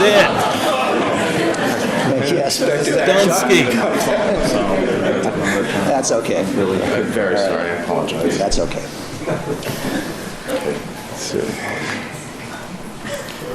Since it's your first offense, your phone will not be confiscated. Okay. All right. Did you know her to have an entity or something she called Living Doll Productions? Yeah, I do remember that. Okay. And do you recall if the mailing address for that, for her or that entity was on Washington Boulevard? I don't recall. Okay. Looking to the bottom of the letter, the signature portion, do you see what appears to be the name Eric Potisha? No, I don't see that. Well, do you see Eric? Yes. And next to that, do you see a name P-A-T-I-T-I-A? Yes. And phonetically, would a fair pronunciation of that be Potisha? Not in my opinion. I know how to spell my name accordingly. Okay, well, I would assume so, but someone else trying to spell it phonetically, do you think that that might be an approximation that they might use? Well, that's a conflict. Sustain. All right. In any event, that's not your name, is it? No, it's not. And the title there, it says Head of New Programming. Was that your title at that time? No. Have you ever had that title? No. And but you did work for Fox Network, is that right? No, I did not. Okay. What entity did you work for? I worked for Fox Television Studios. Okay. So to say Fox Networks, that's erroneous as well, is that right? That's not my title, correct? Okay. Now, looking at the date of the letter, September 6, 2001, do you recall if prior to that time you had ever sent Ms. Clarkson any type of correspondence on Fox Television or Fox TV Studio letterhead? I don't recall having done so, no. Okay. The letterhead, the format of that document there, is that letterhead that you recognize as being used by any of the Fox entities? It's not the one that I used. Okay. Now, the letter refers to a meeting. In the first paragraph, it was great to see you last week. Thanks for coming by the lot, etc. I heard from Scott Carrison you were fantastic. Do you know someone named Scott Carrison? I believe it's Scott Carlson. Yes, I do. Okay, I'm sorry. My copy looked like Carrison. All right. Did you have a meeting with Ms. Clarkson in the week preceding or any time in the period preceding September 6, 2001 that you recall? I did have a meeting with her. I can't remember the date specifically. Okay. What would be your best approximation of the date when you may have met her?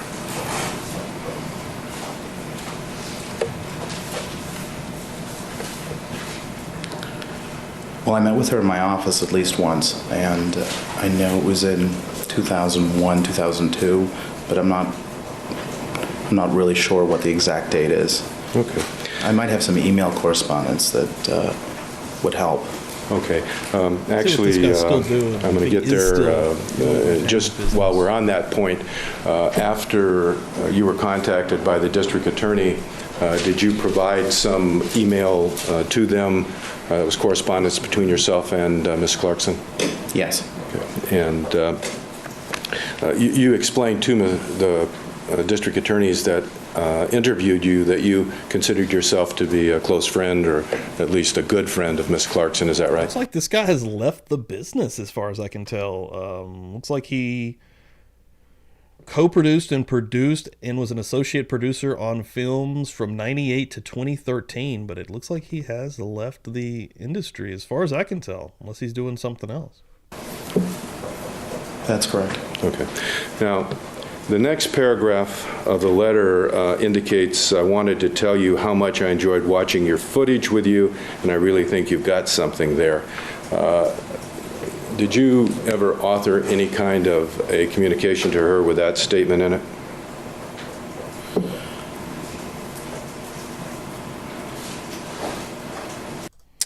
Just a quick poll update. Do you think Phil Spector is the reason Lana Clarkson died? Still no no's who have come through on the poll. We've had 2 no's come through in the chat in MLS Law and Brooklyn, not the Brooklyn that mods here, but another Brooklyn. But doesn't seem to be any other folks that are hardcore Buzz Nation Murder Church people that think so, that have really been watching this thoroughly and all the way through with this and know some of the deeper insides of the case. We're at 85% yes and 15% not sure. Specifically, no, I don't recall making that statement. Okay. Next sentence says, if the rest of your stuff is as good as it seems, I will do everything in my power to get you a show. I believe in you, your talent, and I will be there to support you when the time is right. You must complete your project as well as your acting demo reels so that we can take it to the powers that be and begin to put your team together. Did you make that statement to Ms. Clarkson? I don't believe so, not in those words. Okay. Why don't you read through the balance of the letter and see if any portion of that is a statement that you ever made to Ms. Clarkson. I will wait to hear from you, but I must stress that you've got to get this thing to me soon. We will begin casting all our new shows in the next few weeks. As far as a writing job, that window is already closed, but we can still get you in on the new casting season as an actor. See you soon, all the best. Okay. So is that something that you wrote to her? No. So if this petitia was supposed to be a phonetic rendition of your name, the signature's not yours either, I take it? No. Okay, so this is a complete forgery as far as you're concerned. It's not my signature. All right. Now, I'm going to show you another document and ask you if you can tell me if you recognize what the form is.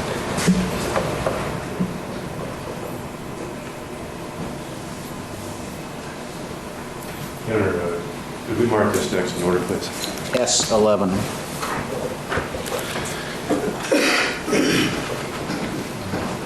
Placing this multi-page document before you, would you look through it and see if it is the type of document or contains the type of information that you're familiar with in the film? Yeah. Nice. Salty Sleuth going to get membered up in here. I love it. Thank you, Salty. And becoming a member, she just got herself a spot on the list, a spot on the wheel, and an opportunity to get a new shirt or for a free shirt by becoming a member here. Thank you so much, Salty. I really appreciate that. Welcome to the party, pal. Fuck yeah. Beers in the chat for Salty. That's what I'm talking about.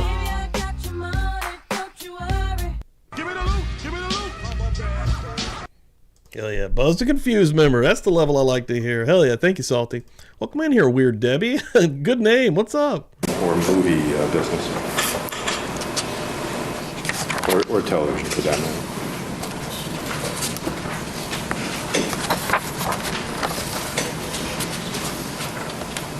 I've seen versions of this before. Would that be 3 names to go for a wheel spin, and we'll give away a shirt, guys. Those of us that are not in the industry might call titles, Supers, remembering up, we'll credits get you that on go at there. the, I'm sorry, credits that think it's go at the still end of a got- production or a piece.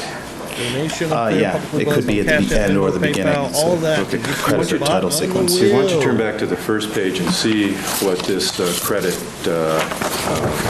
was for, what these credits were for. Okay. And what were these credits for? Do you want me to read this? I'm not sure what you're asking me. All right, here, let me do it all. Were these credits for Living Doll Productions, a special comedy showcase written and produced and directed by Lana Clarkson? That's what it looked like, yeah. Hey, Joanne, thanks for coming in here. Have a great Page with day. the yellow sticky on it. And Thank you so much. well, go back to the page before, and there's a section called Special Thanks. Yes? Yes. Okay, and has Roger Corman, Julie Corman, et cetera. You see those names? Yes. Okay. And looking on the next page, there's a highlighted name. You see that name? Yes. And what's that name? Eric Patitia. Okay. That's the same spelling as is on the letter that purported to be from the Fox network. Is that right? Yeah, looks like the same. Now, did you had spoken with her, given her some encouragement in Oh, shit. I think we're going to get there. Hold on. Pokemon Shelly just gifted out one. Gina Seavers got that. Thank you so much. Appreciate that, Pokemon. Hell yeah. Welcome to the party, pal. Welcome in here, Gina. Appreciate that. Poke, that gives you an opportunity to get a shirt as well in a spin. And then Life Artist just got membered up, Buzz and Confused level also. Welcome to the party, pal.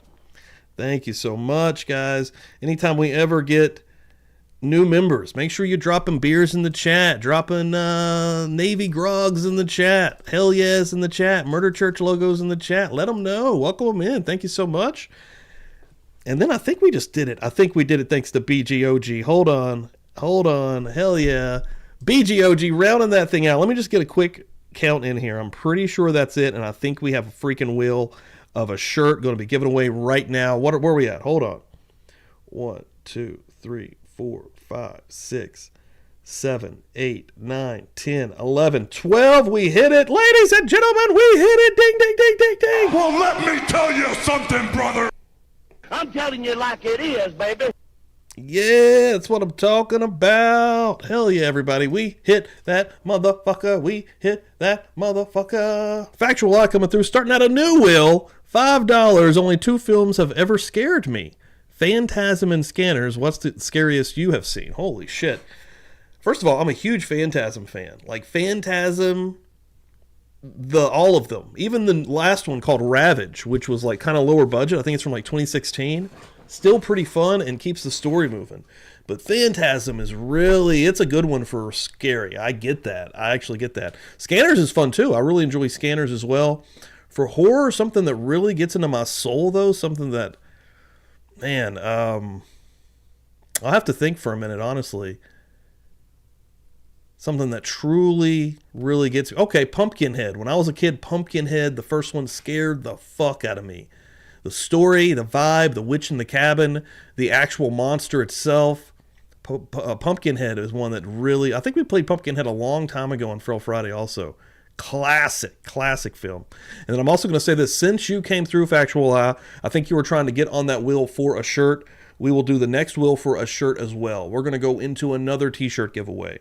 So Factual Lie, you just started that son of a bitch out. Thank you so much. I love that.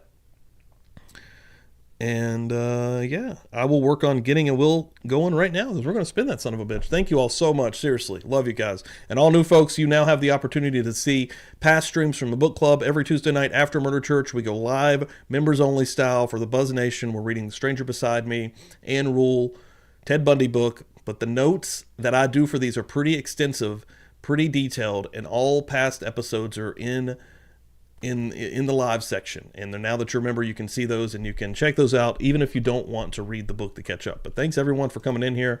I appreciate it. Buzz Nation, always growing, baby. In regard to the little video project she was doing, is that right? I believe so, yes. Okay, and having... That's what, I think that, real quick, I must say I was only 10 when I watched them. And honestly, when you're younger and you watch some of these films, that's why watching Pumpkinhead now, it's not as scary. It's still pretty scary, whatever.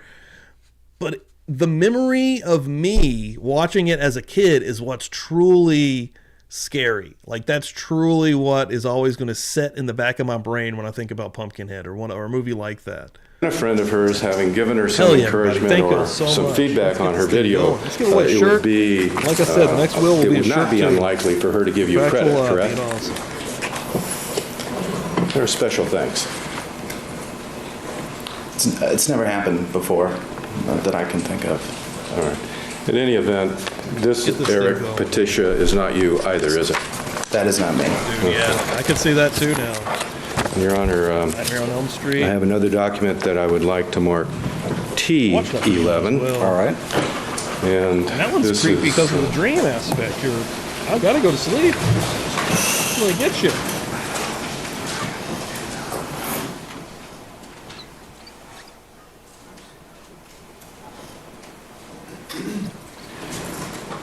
I'd like to do, if I can, place this before you. I'm going to ask you if you've ever seen that document before.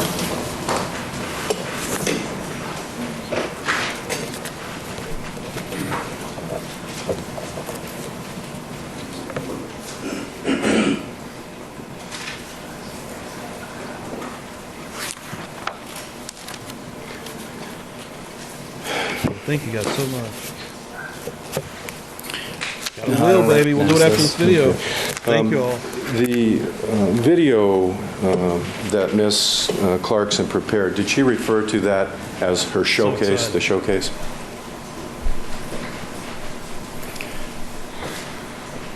I'm not sure. I think she had a show that she was doing, a live show, and there was a video that may have had parts of that show. I can't remember specifically. She may have. In any event, in the second paragraph, there's reference to well, let me go to the end first. If you look at the last page, do you see how that is signed? Mm-hmm. Is that signed, All My Love, Yours, Lana? That's what it says. Okay. Now, going back to the first page, there's a reference in the first sentence of the second paragraph about filming the showcase. Is that right? Right. And then in the 4 lines down from that is a reference to one of my goals, which I've yet to achieve, is Whoa, repayment on my gremlins. production loans, Those cute little things when they which do you get kindly medieval, contributed to don't the they? project. So do you do you see that language there? Mm-hmm. And Is that a yes? Yes. Thank you. and that appears to be referring to prior loans that the recipient of this letter has made to the author of the letter. Is that right? Say that again? Objection, Your Honor. This asking for speculation. It's just that. I'm asking for, I'm trying to do this in a foundational manner to put There's this something into inside me perspective that here. likes to, honestly, dude, when I watched Final Destination, the new one last night in theaters, leading up to that, I watched all 5 to prepare. You know, I'd seen the first 2. I don't even know if I'd seen 3, 4, and 5, but I'd definitely seen the first 2 even back in the day. But rewatching part 1, that plane stuff, just the build up to getting on the plane and the vision and just the atmosphere of getting on said plane, it really got to me even watching it now, like this past week. It's crazy. Like, man's anxiety. I had to pause it. Well, I think that's I still think the objection is well taken and sustained. Does the, do you see in there the language is, Well, be the same objection. I don't know what the question is yet. it's reference to production loans which you have kindly contributed to the project. You see that reference in there? He's just asking if he sees it. I don't know what the follow-up Objection question. relevancy, so he sees it. I don't know yet. That part is a foundation, perhaps, to the next question, which may be relevant. The objection is overruled. You may answer. Do you see that language? Yes, I see that. All right, now the question. All right. Now I'm going to ask one more foundational question, then I'm going to get to the real question. Almost the question. All right, go ahead. That's still a question. Italian movie. It's Would you scary look in as the fuck. next paragraph down, second sentence, you see the statement, I would like to borrow some more money from you.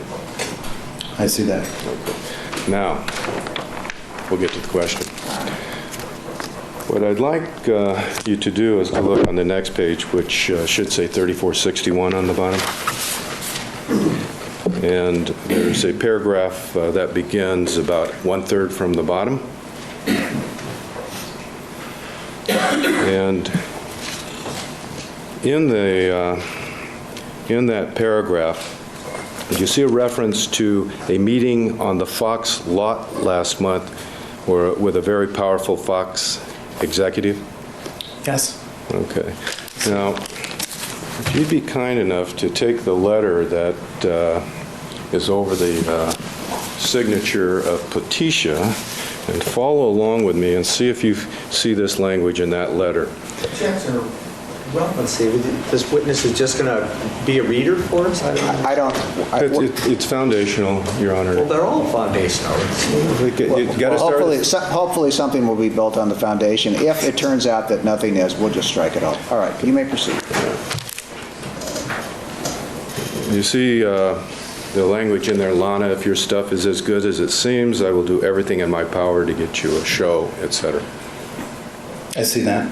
Do you see that same language verbatim in the letter addressed to Hugo? Well, objection, I don't think it's verbatim. And again, relevancy, why is this witness the reader here?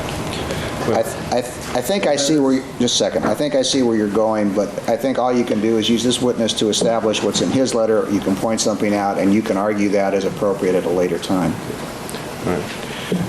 Did you, Mr. Patricia, at any time authorize Ms. Clarkson to use your identity and your purported letter, including quoting from it, in an effort to borrow money from Hugo Quackenbush? Objection, misstates the evidence. Assumes facts not in evidence. The way the question is phrased, sustained. I think the bottom line, did he ever permit just his quote to be used in another letter would be fine. It would be non-objectionable. Okay. All right, I'll ask you that question. did you ever authorize Ms. Clarkson to use any purported quote from you in another letter to another individual for any purpose? I'm not clear what purported letter you're referring Well, the first letter on the Fox stationery signed Poticia, misspelled name, you see language that is virtually identical in the exhibit that's the Hugo letter T11, correct? Objection, that's calling for a conclusion. My same earlier objection. Does this sound virtually identical? I don't have the letter in front of me.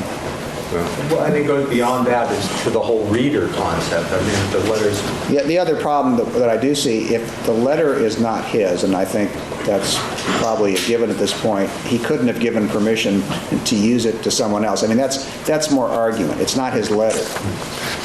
Well, at any event, Mr. Poticia, did you ever authorize Ms. Clarkson to use your identity in an effort to borrow money from another individual?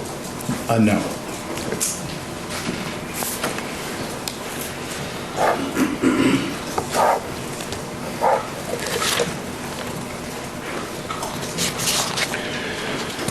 Now, among the,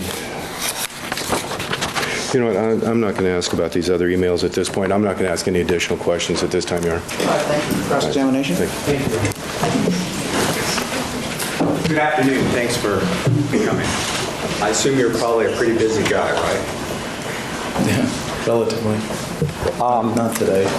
Okay. Well, you didn't have to wait that long, compared to some. In some of your answers to the defense attorney, you suggested that you knew Lana Clarkson and considered her to be a friend, a good friend? Yeah, I would say so. And during what period of time are we talking about? 2001, 2002. In fact, you found her to be not only a good friend, but a thoughtful, classy, and charming person. Isn't that correct? Yeah, she was. At some, and what? Based on what? Your friendship with her, your interactions with her? Please tell us. Well, in my position, I meet a lot of people, and a lot of people that are trying to push their careers, first and foremost, when they understand who I am and that I may have an ability to help them. Usually I don't, but she was I actually liked as a person. We talked very little about her career in the beginning when I got to know her. And I found her to be charming. I thought she had a sincere smile. I know that may sound odd, but there's a lot of insincere smiles here in Los Angeles and in my business, and I thought hers was a sincere smile. Those are my instant impressions. So, correct me if I'm wrong, but it sounds like you found her to be somewhat exceptional in your business as far as being sincere, charming, and friendly? Yeah, I would say so. Getting it back from the movies, I went and saw the 10:15 show, so I got back home at like 12:15, and then I just kind of chilled out to about 2:15ish, I'd say maybe. At some point, and let's just call it, because I don't know whether showcase or video, her one-person video or show, let's call it the video, okay? Did she send that to you? She did. Yes, she did. And how did it come to you? I remember it being, well, I actually remember it was very cleverly done. She'd spent some time unwrapping it and putting it in a old film canister, or a plastic version of an old film canister, and she had put, I believe, like red velvet inside and some candy. And yes, Donovan. The first season of True Detective is, I would call that horror. That is a psychological horror. So good. The first season of True Detective is such a fucking good show. I mean, it has to be up there for all-time greatness. I have bias on some shows, but it is so good. It's so good. The payoff at the end is insane. Again, I get. And if you really follow true crime in the world, you know that shit is happening, and it's very real. A lot of submissions, but she took the time to actually make it creative, which is why I remember it vividly. So We're gonna be it was doing a- like what we think about an with those old all-nighter here 35 coming up soon. millimeter I've reels. already talked about It was something like Summer shaped like gets in, that. baby. That's correct. And inside it, you like found to this stay up all night video watching movies, with so we'll her be doing that again one-person soon. show and some candy. Correct. Okay. Maybe- And did you know maybe her June. pretty Maybe well at this that month. time that you received this? I have to figure it out.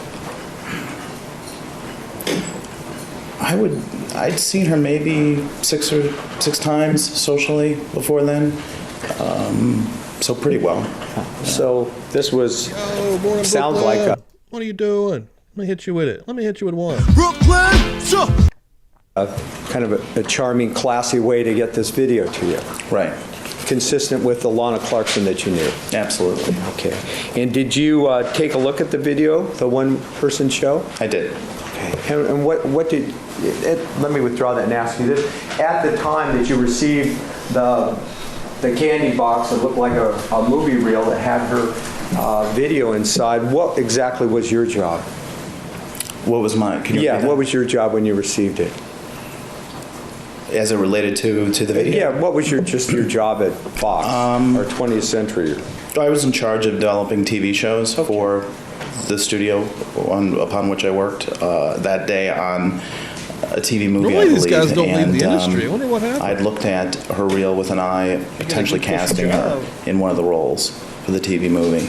I guess I was asking about your job in the larger sense, but that's fine because when you looked at this, you had perhaps something in mind. Yeah, definitely. And in that kind of job, I'm sure you get a lot of people pushing themselves or their talent, and I don't mean that in a negative sense, but want to get you to take a look at them, correct? Yeah, that's true. But you looked at Lana's video, her one-person show, and what did you think? I'm having a hard time remembering specifically. It was a long time ago, and I've seen a lot of them, but I remember it being decent. Did you think she had some talent that might be worth pursuing? Yeah, I did. And did you, as a result of that, well, let me withdraw that and ask you this. Did you think that as a result of watching the video that she had enough talent to be taken seriously? Yes. What do you mean by seriously? Well, if I recommended somebody based on their work, that's taken seriously, that I would look at it and receive the material in the context of my job, means I take it seriously, and that I would put her up for a role based on what I saw, means that I took her work seriously. And in doing that, in doing what you just described for someone, for example, if you did that for Lana Clarkson, but for anyone, you would be putting kind of the, to some degree, your reputation, your professional reputation, your endorsement behind that person. Absolutely. And you felt comfortable in doing that with Lana Clarkson, correct? Yes. And as a result of looking at the video, did you at some point invite her to the studio? Yes, I did. Tell us about that, please. I'm trying to remember, but I think that when I made the invitation, when I made the overture, she had never been to the studio before, and so she thought it would be nice to see it, and I thought it would be nice to show her. And I don't know, man. They'll I keep these had guys up some here notes talking about nothing and ideas forever. for That's why this her has been based a on the year. showcase that I was going to give Well, the her. real trial was 6 But months. I don't remember specifically what they were. Okay. Maybe I could just pursue that for a moment. What do you mean by notes? I'm not obviously in your business. What do you mean by notes based on the showcase her video that you had? Understand you don't remember them, but what would that be? Well, my recollection was that this was something that she had written and possibly produced and co-directed, and so therefore I had looked at it not only as a sample of her acting, but rather her writing, and I had some suggestions for how she could improve it. Did you, based on viewing that video with all those kind of, again, because I'm not in the industry, those jobs in mind, producing or directing or acting, did you think that she had some talent in maybe more than one of those areas? Oh, absolutely. Yeah. Talent that was worth encouraging and pursuing? Yes, indeed. I'm not going to burden us all with a lot of emails, but I have just two, and I think it's a kind of a conversation that I'd like to highlight. We're going to have to use the Elmo, Your Honor, and I think our next in order is 190. It is. And I'll apologize ahead of time, as Mr. Jackson knows, I like to highlight it, so I highlighted some of these, not thinking we were going to go on. Elmo! All right. Is that all right? Yes.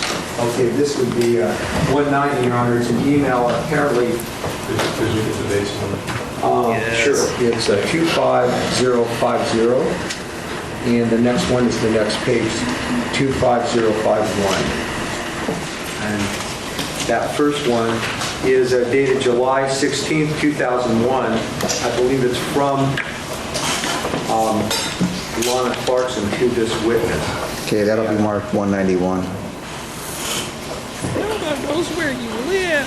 Your Honor, I think our next was 190, but I could... No, you marked the first one. I thought the first one was That marked. was the first one. This is the first one. Oh, that's 190. The second one will be 191.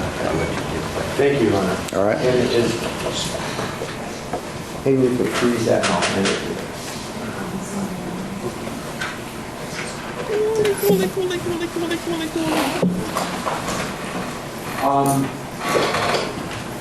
Can you read that? It's not quite in focus. Yeah, I can read it.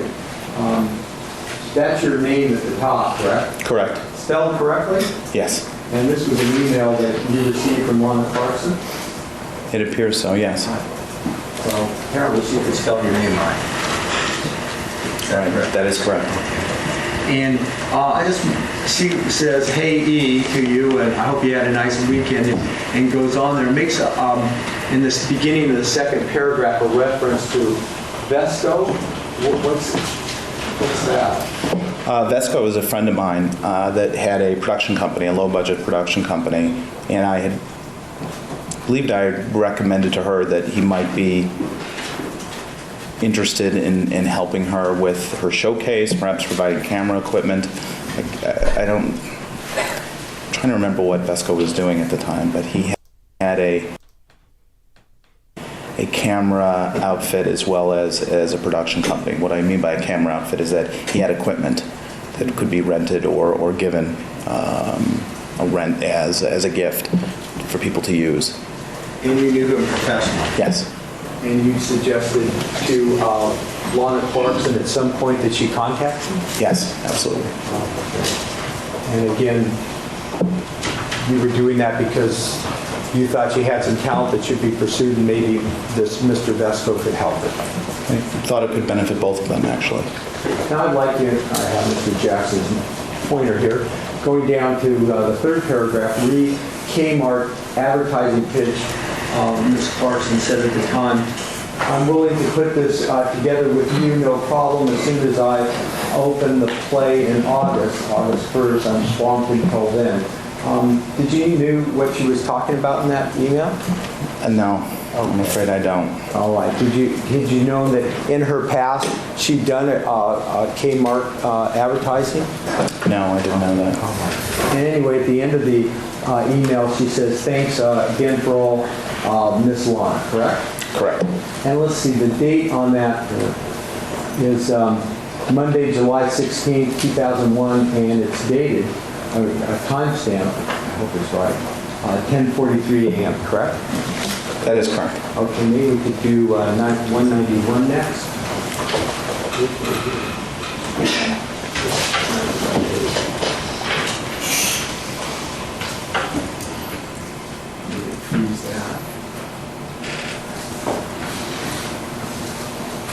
Now, as we look at 191, this appears, and please correct me if I'm wrong, that it's an email from you to Lana Clarkson. Is that correct?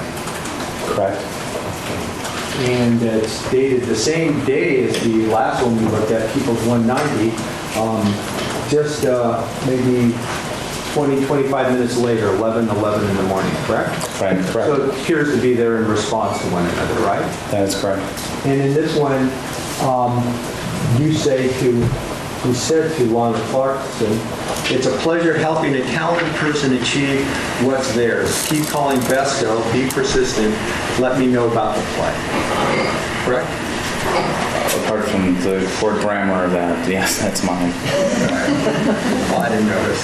And it's signed Eric and EDP, correct? Correct. So in that response to the email we just looked at, People's 190, you were in essence telling her to keep trying to contact this friend of yours, Vesco, about pursuing things, telling her to be persistent, right? Yes, correct. And really confirming with her that your view that she was a talented person and could keep trying at this. Yeah.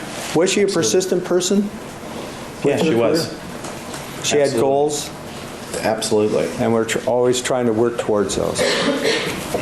But it always did it in I thought, a clever and classy manner without making it seem like it was pushy. Like the canister for the video. Would you have a problem if she said to somebody, Eric thought I was a talented person? No. Could I have a moment, please, Your Honor?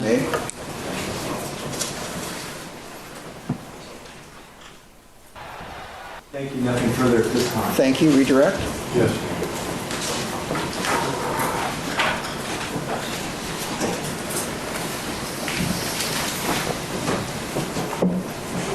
Mr. Letitia, you considered Miss Clarkson to be talented, charming, and classy, is that right? Yes. And you'd have no problem if she used your name with another person as a reference to another person to try to get work? No, I wouldn't have no problem with that. Okay. Would you consider it to be clever, classy, and charming to send out a series of forged letters bearing that? That's not in evidence and is argumentative. Well, the problem is the author of the forgeries, and that is an issue, as I understand. I didn't say she was the author. I said she sent them out. Well, actually, I was using publishing as part of the forgery, if you will. Is there any proof that she sent them out? Yes, Your Honor. They All were right. attachments. Based upon that, you may ask the question. Would you consider it to be a classy, clever act to send out a letter soliciting money containing 3 forged letters? No, I would not. Okay. And in allowing her to use you as a reference, would you allow her to use a letter that bore a name similar to yours, from a company similar to yours, in a position similar to yours, to try to get money from a benefactor up in San Francisco? Can you repeat the first part of that question? Would you allow her to use a statement attributed to you that you didn't make to try to get money? No, I wouldn't. Okay. Now, after you saw the video, thought she had some talent, were you able to get her into any position? Were you able to get her cast in any position? I was able to make some successful introductions for her. Did she actually get jobs from those introductions that you know of? I'm not aware of any. Okay. So you tried to assist her because you were friendly with her, but as far as you know, it didn't come to fruition with an actual paying job. Is that a fair statement? I tried to assist her because I thought she was talented. Okay. Whatever the reason was that you tried to assist her, you were unable to help her secure a job through your efforts, correct? That I'm aware of, correct. Okay.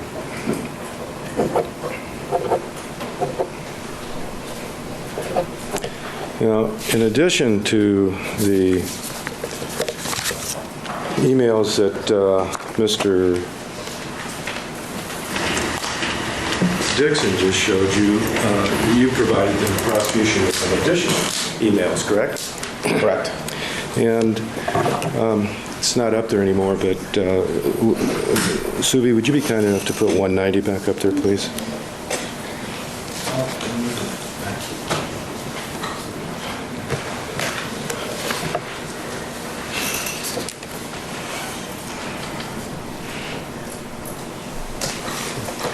Now, this document is off of your computer, is that right? The document on the screen, yeah, is that correct. printed off your computer? Right. And when you prepare an email, when you're going to compose an email, when you begin the address bar, if you put in the first few letters, does the computer help you by spelling out the name and giving the email address? Yes. So the fact that the address is spelled correctly on the address portion of an email may suggest that the address was copied correctly into the computer's address book at some point, right? The address from, in the from category or the to? It's actually vague. I think Well, witness and I have the same problem. All right, I think that the question was, it depends whether it would be the first or subsequent time you use it. If it's the first time, you'd just be doing it from whatever source. If it's subsequent, then the computer would do it. Well, you're understood. Mr. Patricia, you're not telling us that this is the first email that you ever exchanged with Ms. Clarkson, are you? I don't believe so, no. Okay. And once someone receives an email, they can just copy the address into their address book, right? I think I see. I'm going to overrule the objection. You may answer, if you're aware. I don't remember if that program did that back then, to be honest with you. Okay. But you know clearly that it does it now, that... Well, objection relevancy now doesn't matter. All right, it doesn't matter. In addition to the emails that Mr. Dixon showed you, Your Honor, I have an additional group of emails that I'd like to mark collectively, and I think there's 4 of them here. And this is... I think if you refresh, there should be a gummy in there. 25056, 25057, 25058, 25059, and 22644. That's collectively U11. Thank you, Your Honor. May I just go ahead and use the... I'm showing you...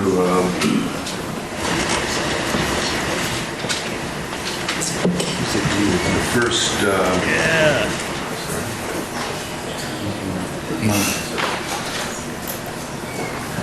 That's labelized.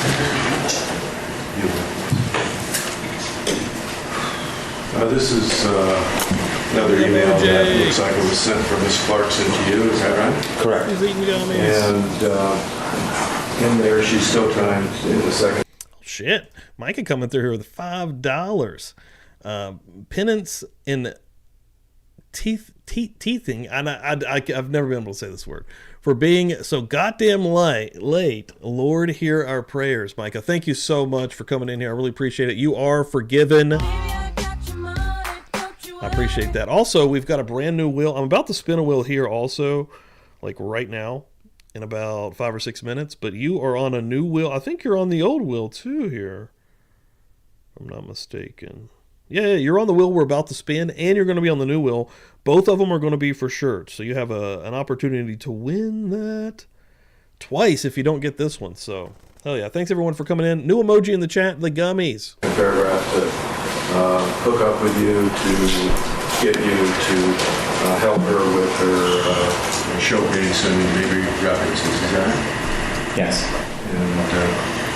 And we invite you to come down to the canal to her place, or she'll meet you at your place, right? Correct.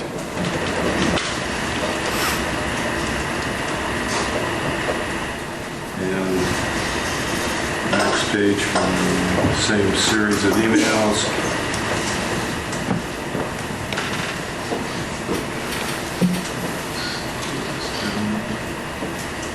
April, another email to you from Ms. Clarkson's address. Enjoyed spending time with you. Again, in the second paragraph, trying to get you to help her with the email, right? I mean, with the showcase. Yes.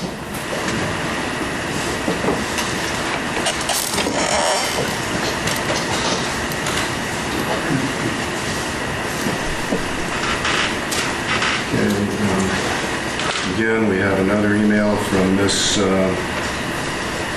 Clarkson to you. Again, she's referring to the business. Apparently, you and she had discussed some sort of audition, but looks like she considered herself to be too old for it based on the first sentence. Correct. And that can be a problem, particularly in television. Is that right? Yes. And the second paragraph, referring to leads, that's potential jobs, right? Leads in this context. To me, it looks like leads for management, introductions, agents, casting directors. In the event, Damn, has anybody ever heard of this one? I'm just here on X here. I was looking through just for a second. The 999 challenge. This lady tried to drink 9 beers, eat 9 hot dogs in 9 innings of a baseball game. That sounds very challenging. where I had a Mr. Dixon moment, and I underlined that where it says Hirschfeld there. Do you know Mark Hirschfeld? I've met him once before, I believe, twice. You know, he is an executive in the entertainment industry, is he not? I believe so. And in that particular letter, she's using him as a reference, or as someone, an acquaintance in the business that might assist her in getting some sort of placement, right? Yeah, it looks like she's referencing him and someone else. Finally,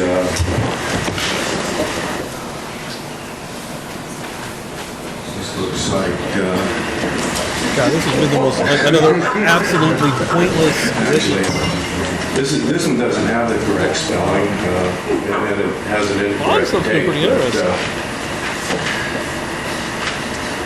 Did you inherit a lot of money there, Lana?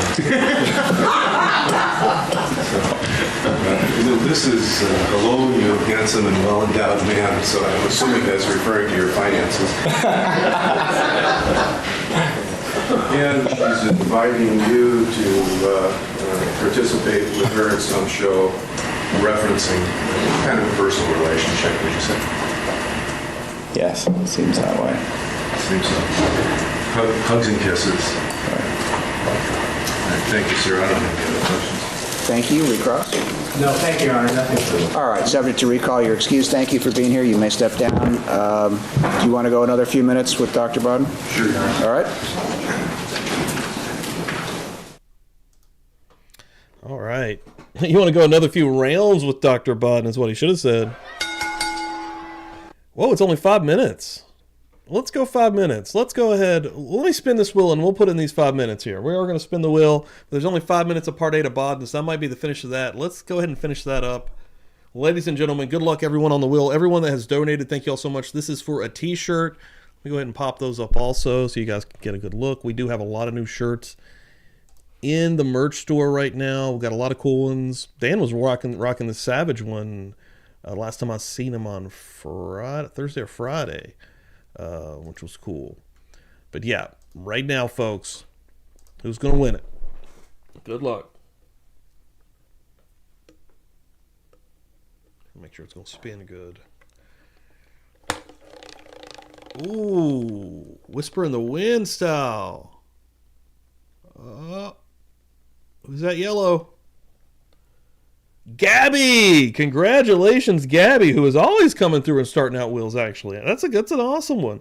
Gabby wins a t-shirt. I'll have to let Gabby know. She pops through here about every stream, at least tries to, and she's always in the Discord making incredible meals. Hell yeah, Gabby, congratulations. Let me get you on here. And again, the next wheel will also be for a shirt.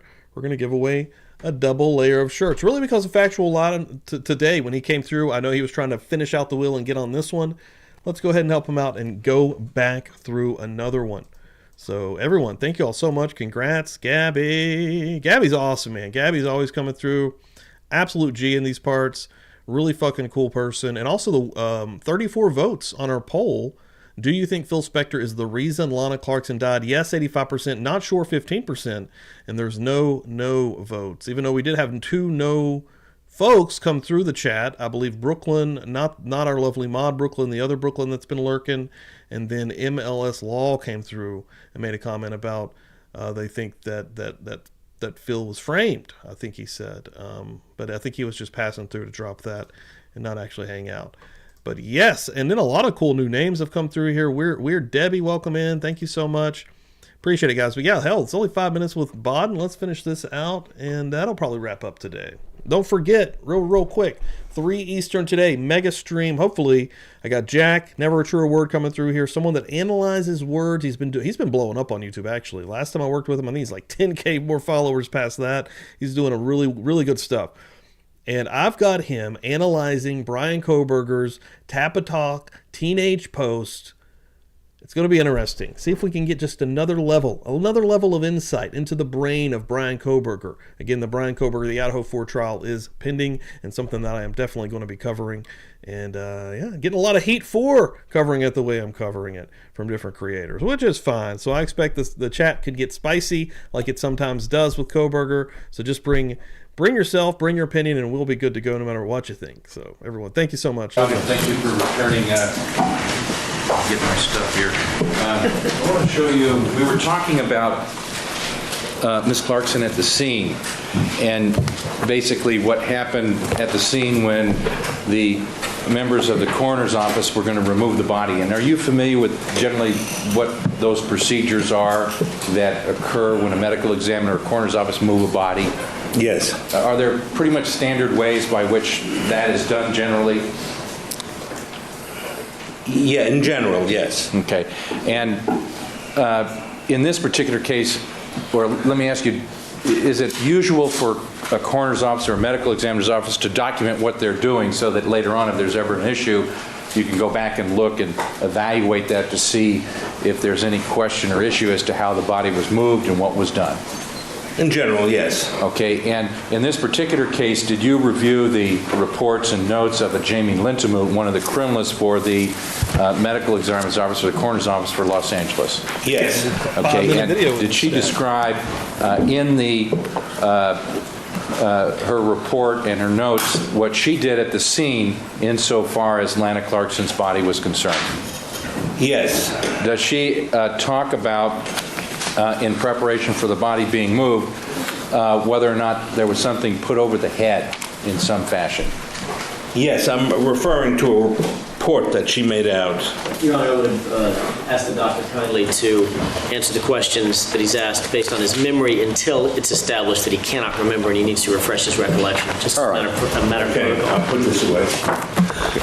Yes, Ms. Lintemoot, Just let Bodden and Jackson fight in the street already. certain evidence from the body, nail scrapings, and other evidence, and then mentions a